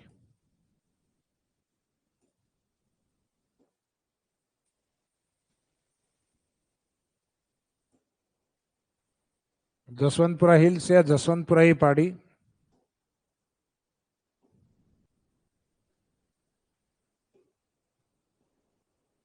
अब ये वाला जो पार्ट है स्टार्टिंग वाला, जोजड़ी वाला, जो से स्टार्ट हो गए, यानी सॉरी नागौर से स्टार्ट हो गए, जो में आके मिलेगा जोधपुर। तो जोजड़ी का स्टार्टिंग शब्द और इसका संगम लगभग मैच होते हुए हैं। जो जोजड़ी और जो जोधपुर। बांडे भी मुख्यतः जोधपुर की ओर आके मिलती है।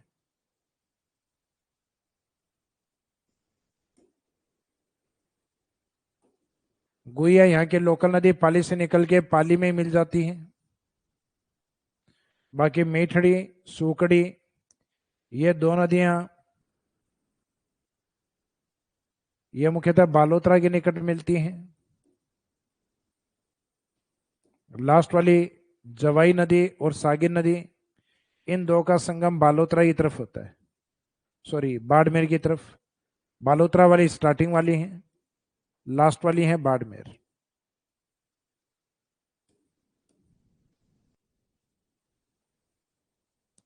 तो इसमें एक तो ये ध्यान रखना कि बाड़मेर के बाद हल्का सा पार्ट ये जालोर होते हुए जालोर के अंदर इसका पानी इकट्ठा होता है, उसको हम कहते हैं नेहड का रन,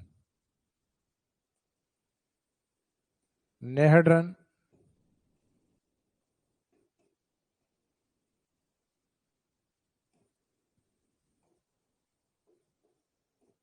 नेहड रन जालोर, और फिर यहां से क्रॉस करके ये जाएगी गुजरात के अंदर, रण ऑफ कच्छ के अंदर, कच्छ का रण।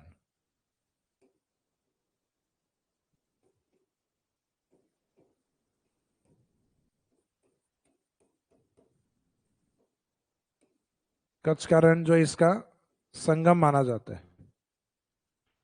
तो इसका मीनिंग ये हुआ कि जो नदियों के इनके मोस्टली ये जो उद्गम है वो पाली से है।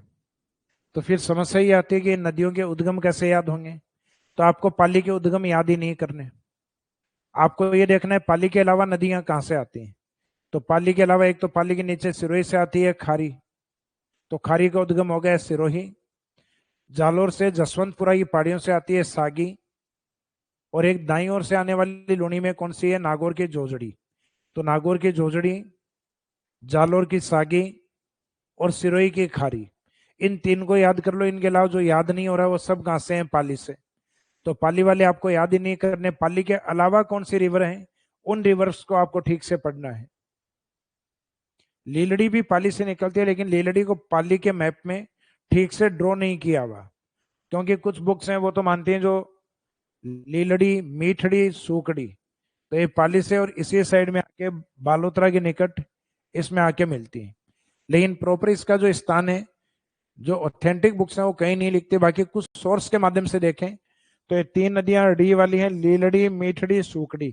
एक अड़ी इनके अपोजिट है जोजड़ी, और ये जनरली पूछते भी नहीं है ऑप्शन में, तो अपने को याद रखने की आवश्यकता भी नहीं है लीलड़ी वाला इतना।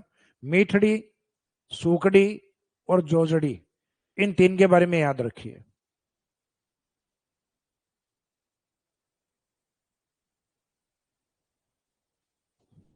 तो ये वाला जो पार्ट है जिसमें लूनी और उसकी सहायक नदियां, अब इनमें से कुछ सहायक नदियों के उद्गम अपने को याद होने चाहिए। जैसे एक तो जोजड़ी है,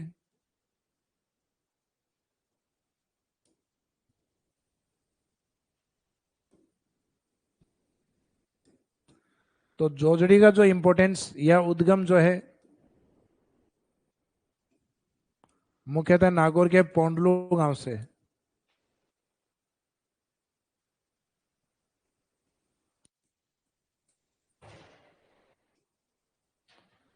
जबकि इस नदी का जो संगम है, तो संगम लूनी में,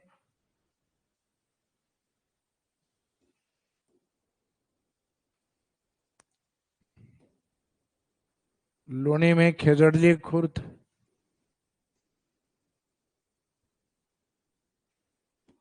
तो संगम होता है इसका लूनी के अंदर खेजड़ली खुर्द यानी जोधपुर की तरफ।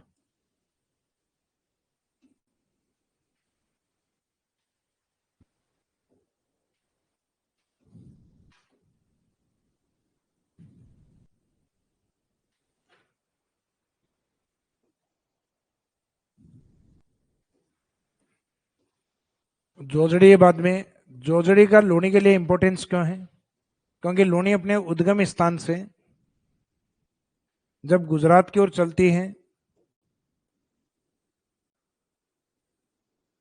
तो उसमें दाईं ओर से आने वाली एकमात्र नदी जोजड़ी है।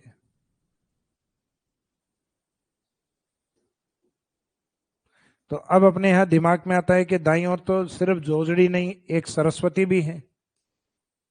लेकिन सरस्वती लूनी बनने के बाद में नहीं है, लूनी बनने से पहले है। क्योंकि सागरमती और सरस्वती मिलके ही लूनी बनती है। तो लूनी बनने के बाद उसमें राइट साइड से केवल लेके आती है जोजड़ी। तो ये एक अपवाद है कि लूनी में दाईं ओर से आने वाली एकमात्र नदी, यानी only tributary of Luni which comes from right side. तो आंसर रहेगा जोजड़ी। लूनी की बाकी जितनी भी नदियां मुख्यतः रावली से उद्गमित मानी गई हैं, लेकिन जोजड़ी को माना गया है कि रावली से उद्गमित नहीं होती। तो उसमें जोजड़ी में दूसरा पॉइंट हम ये याद रखते हैं, एक तो दाईं ओर से आने वाली एकमात्र नदी, एक लूनी की सहायक नदियों में वो जो दाईं ओर से आती है, यानी only tributary of Luni which comes from right side. कैन लूनी की वो सहायक नदी जो दाईं ओर से आती है, तो उसमें रहेगा जोजड़ी। और लूनी की वो सहायक नदी जो अरावली से उद्गमित नहीं होती, यानी विच ट्यूबट्री डज नॉट कम्स फ्रॉम रावली रीजन, यानी वो सहायक नदी जो अरावली से उद्गमित नहीं होती। तो ऐसा लूनी के रेफरेंस में पूछा जाए तो आंसर, ये दो आंसर हैं या दो क्वेश्चन है जिनके आंसर आपके जोजड़ी हैं। लूनी में दाईं ओर से आने वाली, और लूनी की वो सहायक नदी जो अरावली से उद्गमित नहीं होती। तो इसका मीनिंग राजस्थान में बिना अरावली के नदियां भी हैं। तो बाई चांस ऐसा स्टेटमेंट आए कि राजस्थान के सभी नदियों का उद्गम अरावली से होता है, तो स्टेटमेंट गलत होगा ये। लेकिन राजस्थान की अधिकांश नदियों का उद्गम अरावली से होता है, तो ये स्टेटमेंट सही है। तो राजस्थान में सबसे मेन माउंटेन कौन है? अरावली। तो मोस्टली रिवर्स है, उनका ड्रेनेज या उनका जो उद्गम है, अपवाह तंत्र है, वो मुख्यतः अरावली से स्टार्ट होता है।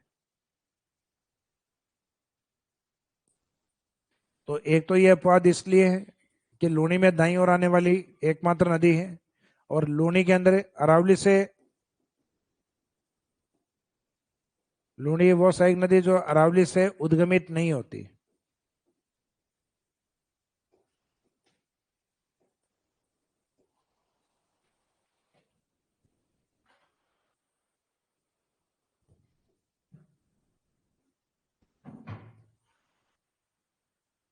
अरावली से उद्गमित नहीं होती।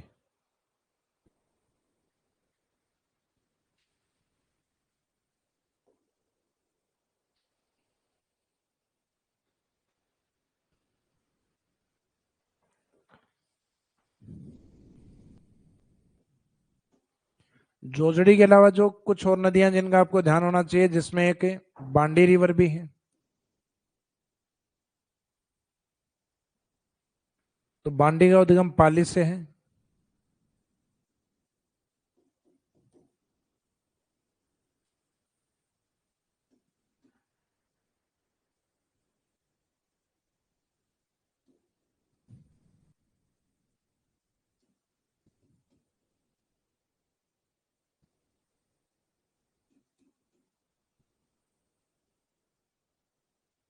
पाली से, और इसका संगम है जोधपुर।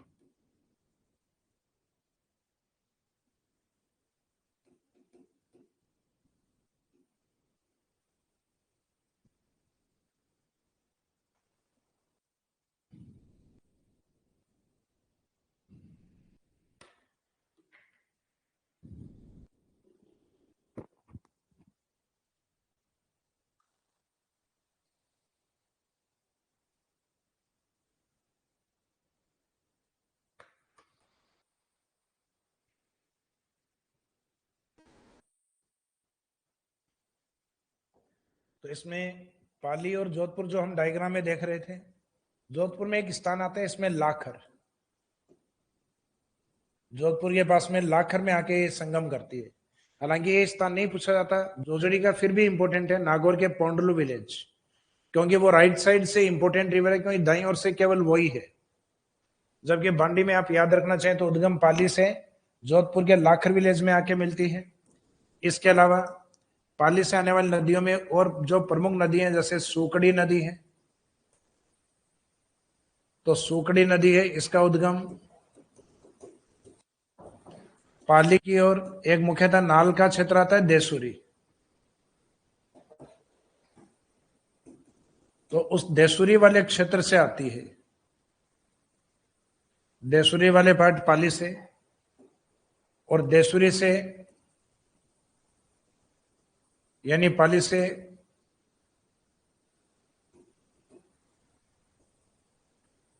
ये समदड़ी बालोतरा में इसमें मिलती है,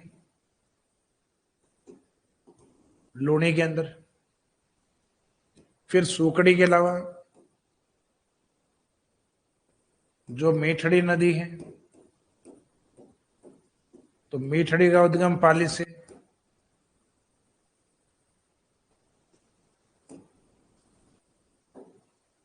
ओरिजिन पाली से। तो ये नदियों के सहायक नदियों में मुख्यतः ओरिजिन है, ओरिजिन या उद्गम।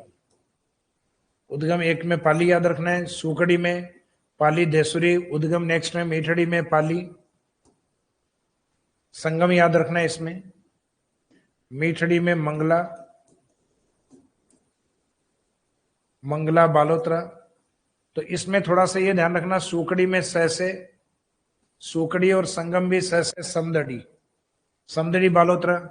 मीठड़ी में मैं से मीठड़ी और मैं से मंगला, मंगला बालोतरा।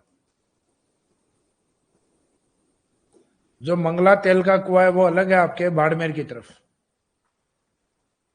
तो ये मंगला स्थान है। इसके बाद में जवाई रिवर,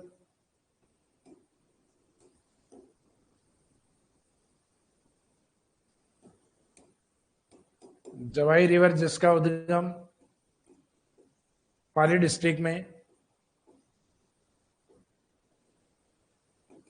पाली के बाली क्षेत्र से निकलती है।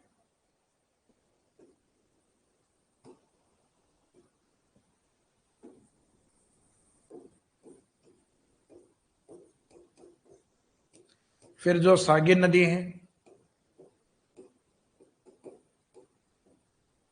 जिसका उद्गम जालोर जसवंतपुरा की पहाड़ियों से होता है,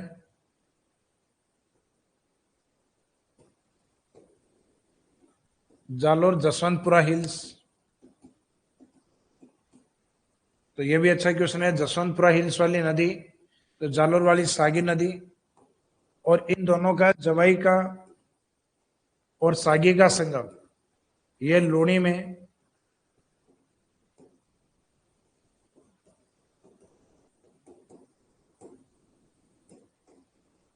लूणी में बाड़मेर में होता है।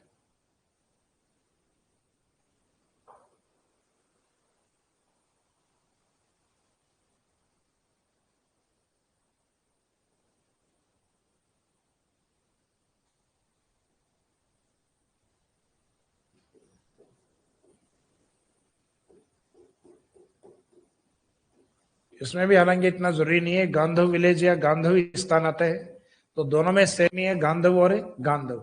तो गांधव के निकट एक तो एंट्री वाले पॉइंट पे गांधव में मिलती है, जो पाली से उद्गमित होती है जवाई। दूसरी सागी जो जसवंतपुरा की पहाड़ी जालोर से उद्गमित होकर गांधव बाड़मेर में लूणी में मिलती। तो इसका मीनिंग नदियों के सबके संगम तो लूणी में ही है डायरेक्ट।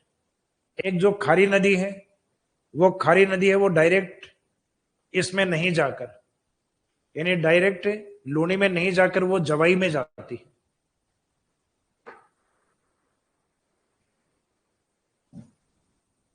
वो जवाई में जाएगी।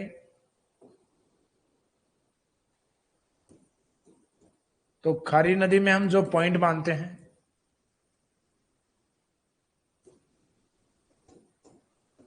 वो सिरोही से निकलकर, सिरोही में पहाड़ी आती है सैरगांव।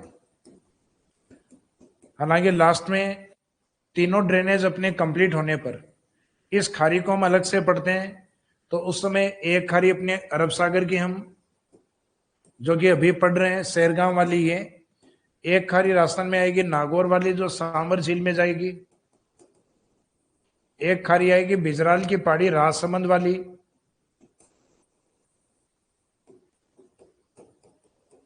जो बंगाल की खाड़ी में काउंट होगी। तो अभी हम जिस खाड़ी की बात कर रहे हैं वो सैरगांव वाली सिरोही वाली है।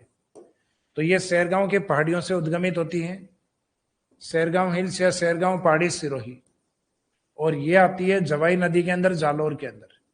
तो इसका संगम होता है जवाई, जवाई रिवर जालोर। तो इसका मीनिंग है जवाई नदी जब पाली से निकलती है तो बीच में ये जालोर होते हुए जाती है। जैसे ये डायग्राम वाला जो पार्ट था, इसमें तो अपने को ये लगता है कि डायरेक्ट जो जवाई नदी है सीधी बाड़मेर, तो बाड़मेर से पहले जालोर होते हुए जाती है, और इस जालोर वाले हिस्से में इसमें कौन मिलती है, खारी नदी। ये सूकड़ी नदी है, सूकड़ी भी पाली से फिर जालोर होते हुए जाएगी, और जालोर के अंदर सूकड़ी में एक डैम बना हुआ है जिसको हम कहते हैं बांकली डैम, बांकली बांध। ये आगे डैम प्रोजेक्ट्स में हम कवर करेंगे। इन नदियों के ऊपर कुछ सहायक नदियों पे कुछ इंपोर्टेंट डैम है, जैसे एक तो बांडी का डैम है पाली के अंदर, हेमावास के अंदर। एक जवाई नदी के नाम से खुद का डैम है, जवाई बांध नदी के नाम से ही है। एक सूकड़ी का बांध है जो कि मुख्यतः बांकली डैम के नाम से है। तो इसमें लगभग, और एक खुद लूनी का डैम है जो जोधपुर के पास में मुख्यतः पीचियाक नामक स्थान पर है, जिसको हम पीचियाक डैम भी कहते हैं। तो डैम वाले पे अभी अपने को इतना दिमाग नहीं लगाना इस चैप्टर में, या लूनी वाले पार्ट में जब लूनी हम लास्ट में कवर करेंगे तब उसमें डैम प्रोजेक्ट कवर करते हैं। तो डैम को हम लास्ट में सेपरेट अलग से देखेंगे ताकि इजीली याद हो। तो यहाँ बीच बीच में हम लेते रहेंगे तो पूरी थ्योरी याद नहीं होगी अपने को। तो यहाँ भी जो मेन पॉइंट है सिर्फ उनको टारगेट करते हैं। तो इसमें ये जो सहायक नदियां हैं, जिसमें जोजड़ी वाली जो मैंने आपको पहले बता दी थी, इसमें पौंडलूग्राम नागौर वाली जो जोधपुर की तरफ खेजड़ली खुर्द में आकर किसमें मिलती है, लूनी के अंदर। फिर बांडी जो पाली से जोधपुर में आके लाखर गांव में मिलती है। नेक्स्ट सूकड़ी में सह से समदड़ी में आके मिलती है। मीठड़ी में मैं से मंगला में आके मिलती है। तो ये दोनों बालोतरा की तरफ, जवाई और सागी ये लास्ट में दोनों बाड़मेर की ओर मुख्यतः गांधो गांव में आके मिलती हैं। तो गांधो गांव में किसमें मिलती हैं, लूनी के अंदर। तो जवाई और सागी, इसमें जो जवाई है मीठड़ी, सूकड़ी, बांडी, यहां से इन नदियों का जवाई तक का उद्गम ये पाली में है। जबकि जोजड़ी अपवाद है वो तो दाई ओर से आती है नागौर से। और एक लास्ट वाली जो रिवर है, लास्ट वाली जो रिवर है सागी, ये जसवंतपुरा की पहाड़ियों से। तो इस तरीके से इसका जो ड्रेनेज है, तो इस ड्रेनेज में आपके लिए इंपॉर्टेंट एक तो सागी शब्द है, कारण क्योंकि वो अंतर प्रवाही नदी, इनलैंड रिवर, साबी से मिलता जुलता नाम है। तो कई बार लूनी की सहायक नदियों के नाम जब दिए जाते हैं, क्योंकि आजकल एग्जाम में एक दो नहीं दिए जाते, कई दिए जाते हैं।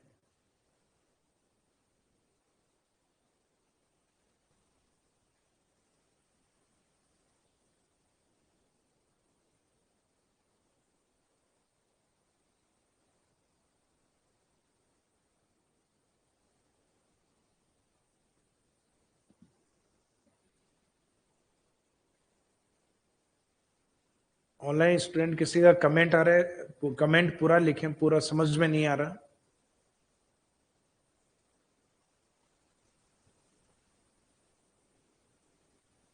रविंद्र गुर्जर करके कोई कमेंट है आपका, जिसमें सिर्फ सुनो सर प्लीज ऐसा कुछ सिर्फ इतना ही मेंशन हो रहा है इसमें।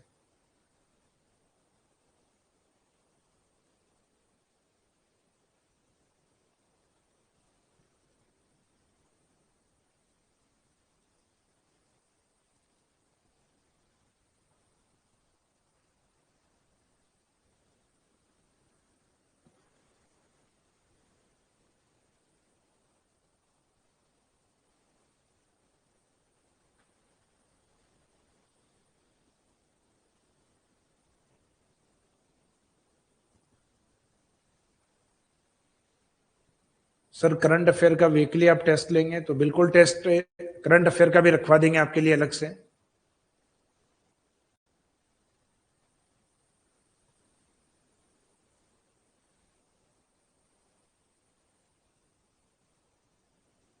तो कमेंट शायद आपका कंप्लीट नहीं आया, किसी का जो बीच में ही था। चलो ठीक है, लास्ट में देखेंगे अपन इनको। तो ये जो लूनी वाला जो पार्ट है अपना, तो इसमें ये बांडी से लेके जवाई तक ये वाला जो पार्ट है ये अपना पाली का है। जो एक राइट साइड वाला अपवाद है ये नागौर का है, और एक लास्ट में ये जसवंतपुरा की पहाड़ी सागी नदी। तो इसमें मुख्यतः 3 नदियां आपको अलग से याद रखनी है, जोजड़ी नागौर वाली, खारी सिरोही वाली, और सागी जालोर वाली। और बाकी आपको जो याद नहीं है बाकी सब पाली से है। तो राजस्थान में लूनी की अधिकांश नदियां किस जिले से आती हैं? तो आंसर रहेगा पाली। अधिकांश नदियां इसमें बालोतरा के निकट मिलती हैं, तो इसमें बालोतरा के निकट बाढ़ आती है। तो लूनी में बाढ़ या फ्लड का स्थान कौन सा है? तो बाढ़ का स्थान बालोतरा माना गया है, जहां नदी का पानी अपने कैचमेंट एरिया से बाहर आ जाता है। तो नदियों का पानी अपने कैचमेंट एरिया से बाहर निकलने है, मीनिंग फ्लड आना। तो वहां बालोतरा के आसपास की जमीन है उसमें सेलिनिटी ज्यादा है, तो वो सेलिनिटी और लवणता उसमें मिक्स होती है, और मिक्स होती है तो उसके बाद में उस नदी का पानी खारा होगा। तो कहा जाता है इस नदी का पानी बालोतरा तक मीठा और उसके बाद में खारा रहता है। इस कारण इसको कहते हैं आधी मीठी आधी खारी नदी। इसको half fresh river and half brine river. Fresh river का मीनिंग होता है ताजा पानी मीठा पानी, जैसे अपने मीठे पानी की झीलों को अपन कहते हैं फ्रेश वाटर लेक, तो वैसे ही इसका आधा पानी तो मीठा है और उसके बाद का आधा पानी खारा, यानी ब्राइन ब्राइन लेक्स के रूप में है, ब्राइन वाटर के रूप में, सॉरी ब्राइन वाटर के रूप में। जैसे ब्राइन लेक्स होती हैं, खारे पानी की झील होती है।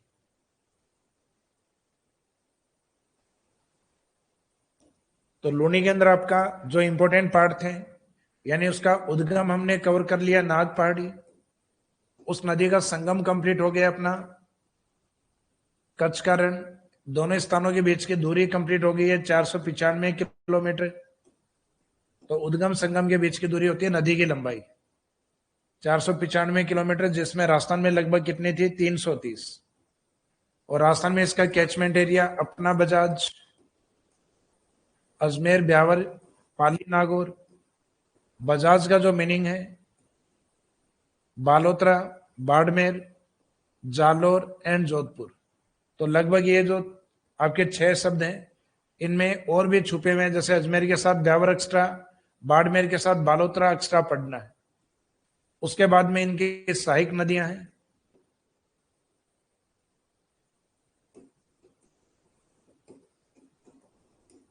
यानी इसकी ट्यूबट्रीज हैं। तो ट्यूबट्रीज अभी जो हमने लास्ट में ट्रिक में देखे हैं, सूखी बांडी खारी, 3 शब्द तो ये याद रखना है। सूखी बांडी कैसे है? सूखी बांडी खारी जो गुहिया में शब्द साइलेंट रहेगा, कोई मीनिंग नहीं होगा।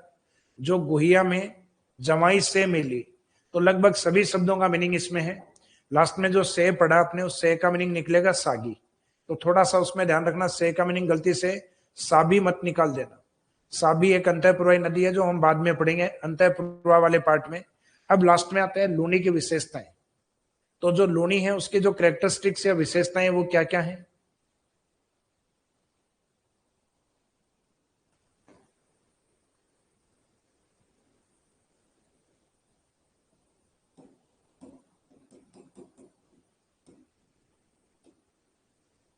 तो लूनी जो ड्रेनेज है उसमें विशेषताओं में एक तो आता है उसके उपनाम, अदर नेम। तो उपनाम का तो आपको आइडिया है कि लूनी के उपनाम क्या क्या है।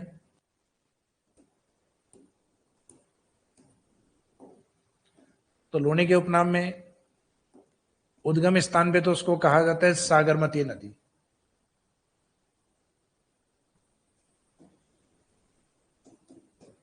बालोतरा पहुंचने के बाद वो हो जाती है लवणवती, यानी लवणीय नदी। लवणवती, लवणवती से पहले वो होती है मीठी, यानी आधी मीठी।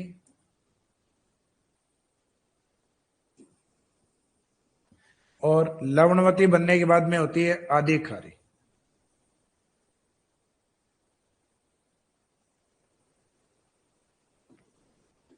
तो इसको आधी मीठी,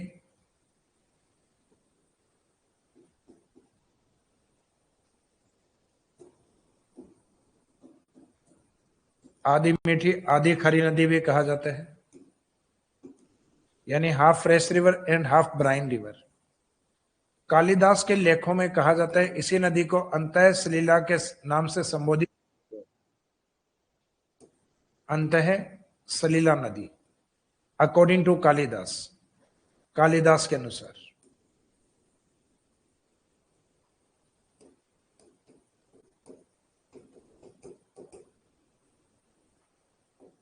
तो इसमें एग्जाम में ज्यादातर एक क्वेश्चन ये आता है लवणवती वाला, या दूसरा ये क्वेश्चन भी अच्छा है, किस नदी को उद्गम पर ओरिजिन पे सागरमती कहा गया है।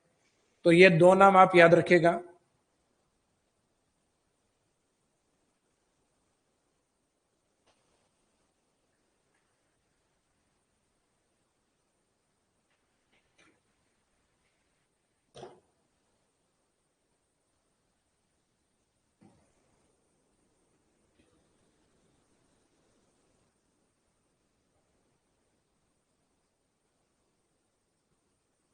देखो, जो नोट्स बनाने की मेरे हिसाब से आवश्यकता नहीं है।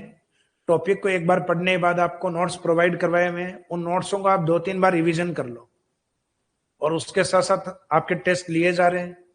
कुछ क्वेश्चंस आपको सिलेबस कंप्लीट होने के बाद में भी प्रोवाइड करवा दिए जाएंगे। तो इसका मीनिंग यह है कि आपको बहुत ज्यादा इसमें एक्स्ट्रा एफर्ट्स और डालने की आवश्यकता नहीं है, क्योंकि जितना पार्ट अपन कर रहे हैं वो सारा ही पार्ट अपने आप में इंपॉर्टेंट पार्ट। अगर उससे जनरली कई बार पेपर बहुत ज्यादा टफ बन जाता है, तो हो सकता है कि 15-20 में से 1-2 क्वेश्चन बाउंस चले जाएं, लेकिन ऐसा नहीं होगा कि रिलेवेंट टू टॉपिक नहीं आए, यानी अपने जो पढ़ा है उससे रिलेवेंट क्वेश्चंस नहीं आए, तो अपन ने वही टॉपिक और अच्छी एक डिप्थ के साथ अपन इनको पढ़ रहे हैं, या एक समझ के साथ, जिससे अप्लाइड क्वेश्चन भी अगर आते हैं तो हम इजीली कर सकते हैं।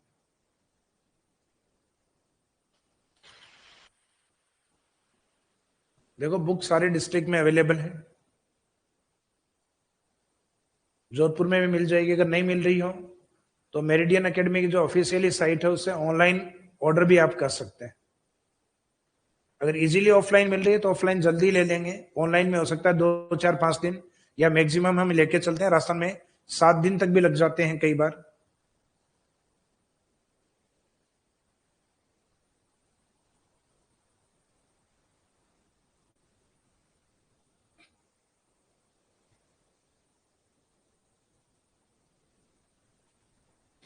तो ये लोनी के जो उपनाम है, ये उपनाम अपने कंप्लीट हो गए। उपनाम में जनरली क्वेश्चन इनमें से ज्यादा आते हैं, ज्यादातर लवणवती सागरमती पूछते हैं।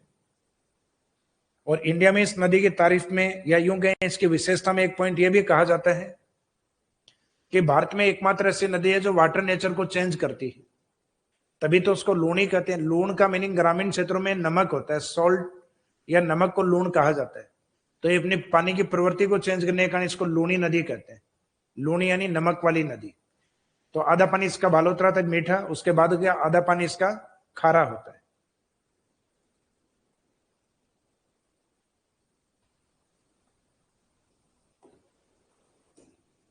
इसके बाद में लूणी की विशेषताओं में दूसरा शब्द आता है रेल या नाड़ा। तो ये नाड़ा शब्द उस नहर से निकला हुआ शब्द है, रेल या नाड़ा। तो इसमें ये ध्यान रखना, लूणी का जो कैचमेंट एरिया है,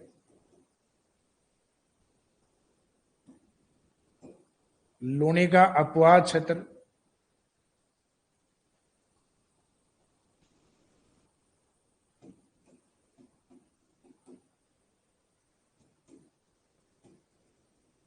लूणी का कैचमेंट एरिया या लूणी का अपवाह क्षेत्र,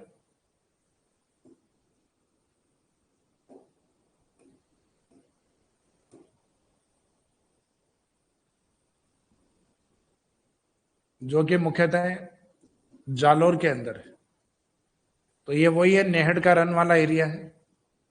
उसी क्षेत्र के आसपास लूणी के कैचमेंट एरिया को क्या बोला गया, तो लूणी का नाम नहीं है, उसके कैचमेंट एरिया का नाम है। जैसे जालोर वाले कहते हैं रेल का एरिया या नेड़ का एरिया।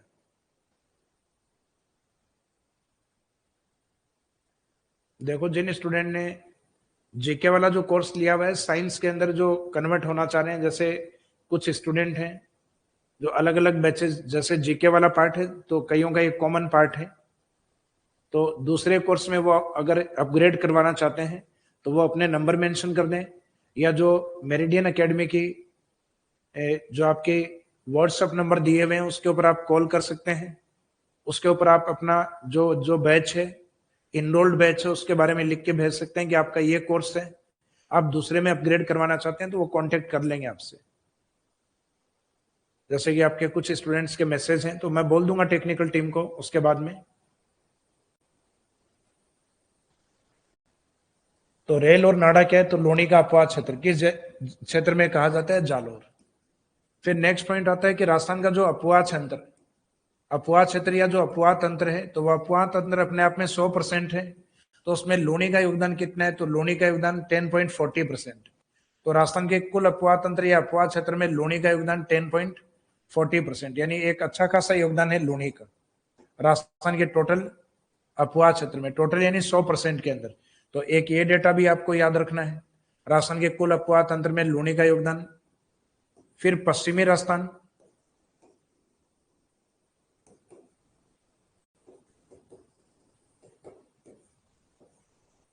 या यूं कहें देश में मरुस्थलीय सबसे लंबी नदी, तो राजस्थान के अकॉर्डिंग पश्चिमी राजस्थान की लंबी नदी है, क्योंकि राजस्थान की लंबी नदी हम किसको मानते हैं, चंबल को। तो सिंपल राजस्थान के सेंस में पूछा जाए तब तो चंबल होगा, लेकिन पश्चिमी राजस्थान के अकॉर्डिंग पूछा जाए तो आंसर क्या रहेगा, लोनी। तो पश्चिमी राजस्थान या देश में मरुस्थल की सबसे लंबी नदी, मरुस्थल की सबसे लंबी नदी। तो देश अगर आपने लिखा है और यहां पे आपने मरुस्थल को अगर नहीं लिखा, तो देश की लंबी नदी हम गंगा को मानते हैं। और देश में मरुस्थल की सबसे लंबी नदी, तो देश में मरुस्थल का सबसे बड़ा पार्ट किसके पास है, राजस्थान के पास। और राजस्थान के मरुस्थल में जो लंबी होगी वो इंडिया के डेजर्ट में सबसे लंबी होगी।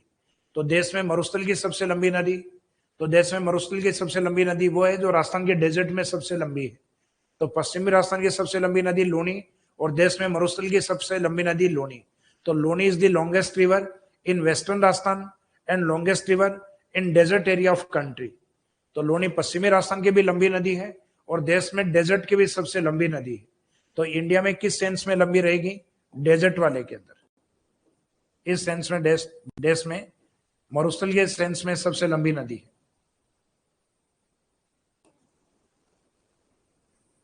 फिर इसमें हम बात कर रहे थे बालोतरा की, तो बालोतरा लोनी में वो स्थान होता है जहां बाढ़ आती है।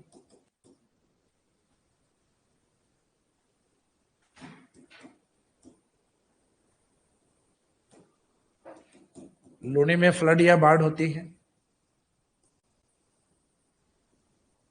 कहा जाता है कि नदी के अंदर पानी का लेवल यहाँ इतना अधिक होता है कि बालोतरा में अपने कैचमेंट एरिया से बाहर आ जाती है।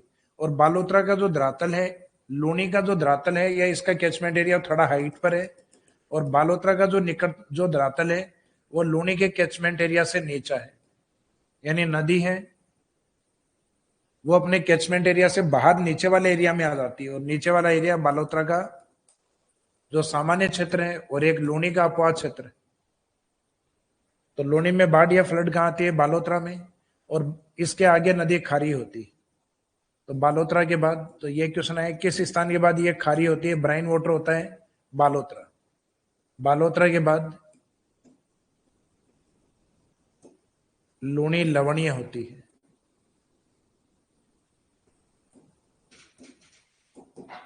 लवणीय यानी खारी नदी होती है। खारी इसमें आने वाली एक नदी भी है, यहां खारी का मीनिंग लवणीय से है, ऐसा नहीं है कि इसका नाम खारी नदी हो जाता है। यहां खारी का मीनिंग है वो लवणवती बन जाती है, पहले वो क्या होती है, मीठी नदी।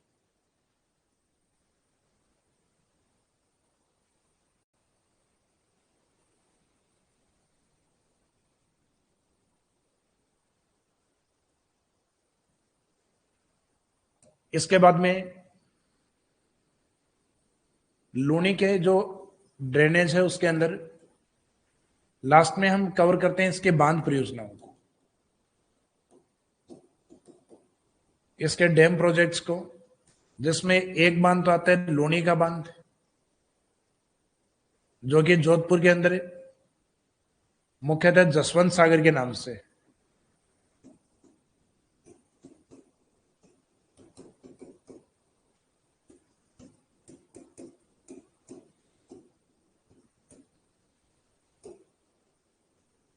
जसवंत सागर के नाम से है,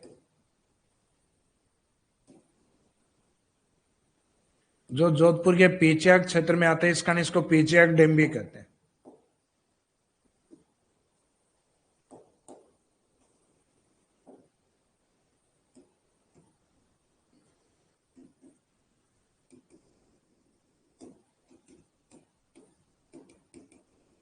एक तो ये अच्छा क्वेश्चन है कि राजस्थान में पेचयक बांध,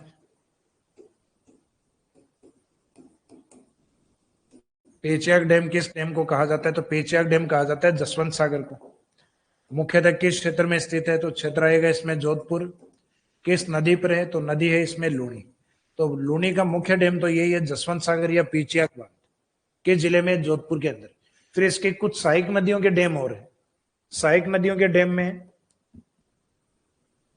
एक तो जवाई नदी का जो डैम है, जवाई के नाम से ही जवाई बांध, तो इसमें रिवर कोई नहीं पूछने वाला, तो नदी जवाई है। स्थान पूछते हैं इसमें, तो स्थान आता है पाली, और पाली के अंदर सुमेरपुर।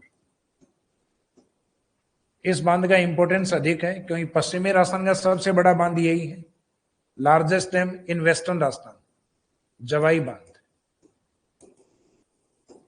तो पश्चिमी राजस्थान का बड़ा बांध है, राजस्थान का नहीं। राजस्थान के लिए बड़ा राणा प्रताप को माना जाता है, जो चंबल के ऊपर है।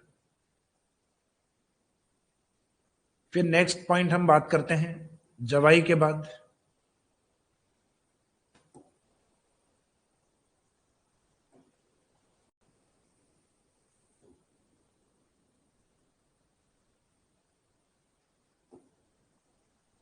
जो बांडी है, बांडी के ऊपर एक क्षेत्र आता है अपना पाली के अंदर, हेमावास। तो उस हेमावास क्षेत्र में बना हुआ जो डैम है उसका नाम ही हेमावास बांध है।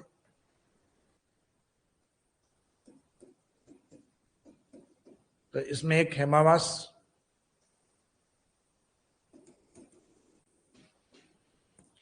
तो हेमावास बांध ये बना हुआ है पाली के अंदर। नदी इसमें होती है बांडी, बांडी नदी जिसको हम राजस्थान में केमिकल रिवर का दर्जा भी देते हैं।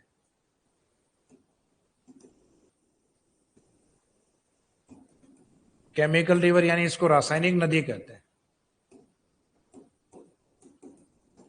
कारण यह है कि पश्चिमी राजस्थान के अंदर मुख्यतः जो रंगाई छपाई का काम होता है, तो रंगाई छपाई में जो मुख्यतः कलर जो निकलते हैं वो लोगों के घरों से नालियों में जाते हैं, नालियों से वो नालों में जाते हैं, और नालों से फिर धीरे धीरे वो नदियों में मिल जाते हैं।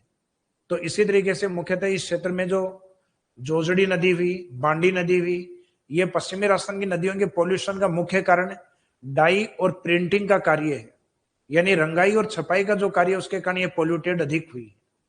तो ये जनरली पूछ लेते हैं कई बार कि राजस्थान की नदियां पॉल्यूटेड क्यों हुई हैं, किस कारण हुई है?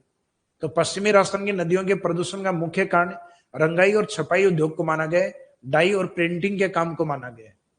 तो ये हेमावास उसे बांडी केमिकल रिवर पर है। और एक फिर सूकड़ी नदी का जो बांध है बांकली डैम, जो एग्जाम में कई बार पूछा हुआ है, क्योंकि बांध का महत्व कम है इसलिए लोगों को ध्यान नहीं है बांकली बांध का। तो इस कारण ये एग्जाम में ये ऊपर जो 3 बांध है इसमें महत्व सबसे ज्यादा जवाई का है, तो ये तो एग्जाम में कम आता है। जिसका महत्व कम है पश्चिमी राजस्थान के लिए वो ज्यादा आता है। तो Bankli dam, Bankli dam Jalore,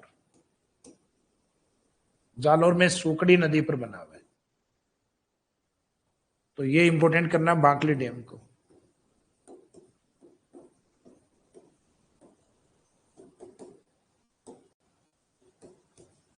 Bankli dam या बांकली बांध। तो अब इसमें ज्यादा इंपोर्टेंट आपके लिए कौन सा है? जवाई डैम। जवाई डैम का इंपोर्टेंस ज्यादा क्यों है? तो एक तो इसमें लोकेशन याद रखना, सुमेरपुर पाली।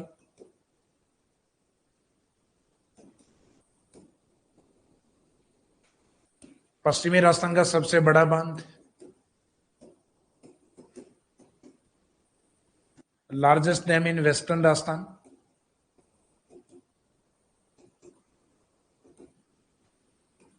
पश्चिमी राजस्थान का सबसे बड़ा बांध,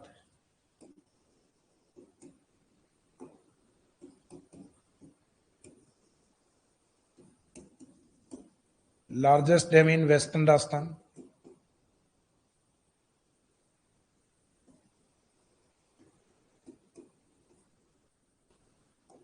पश्चिमी राजस्थान में बड़े बांध के साथ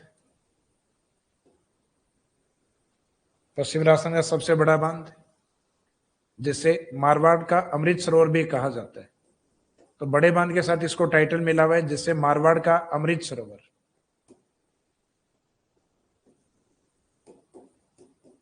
जिसे मारवाड़ का अमृत सरोवर भी कहा जाता है।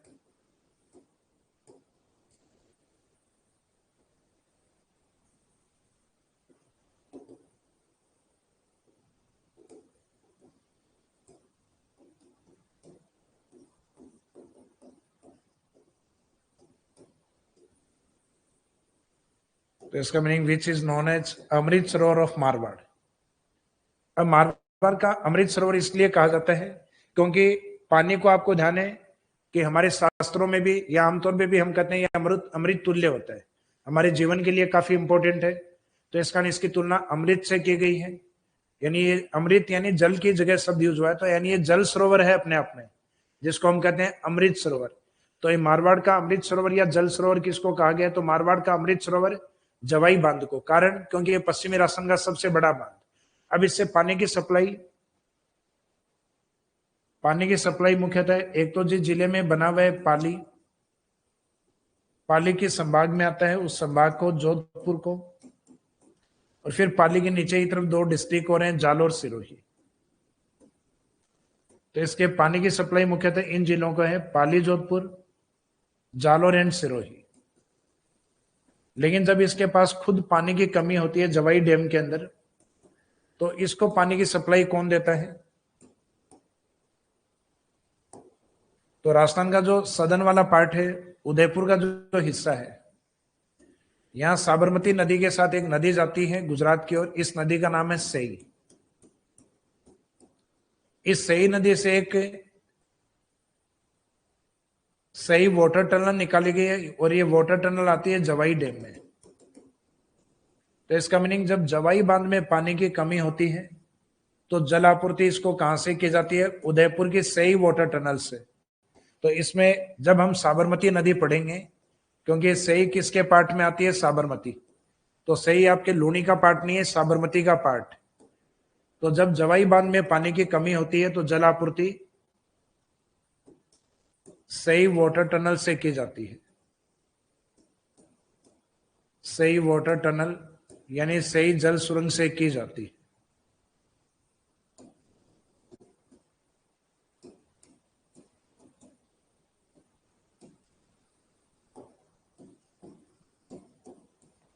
ये राजस्थान की पहली जल सुरंग फर्स्ट वाटर टनल भी मानी जाती है।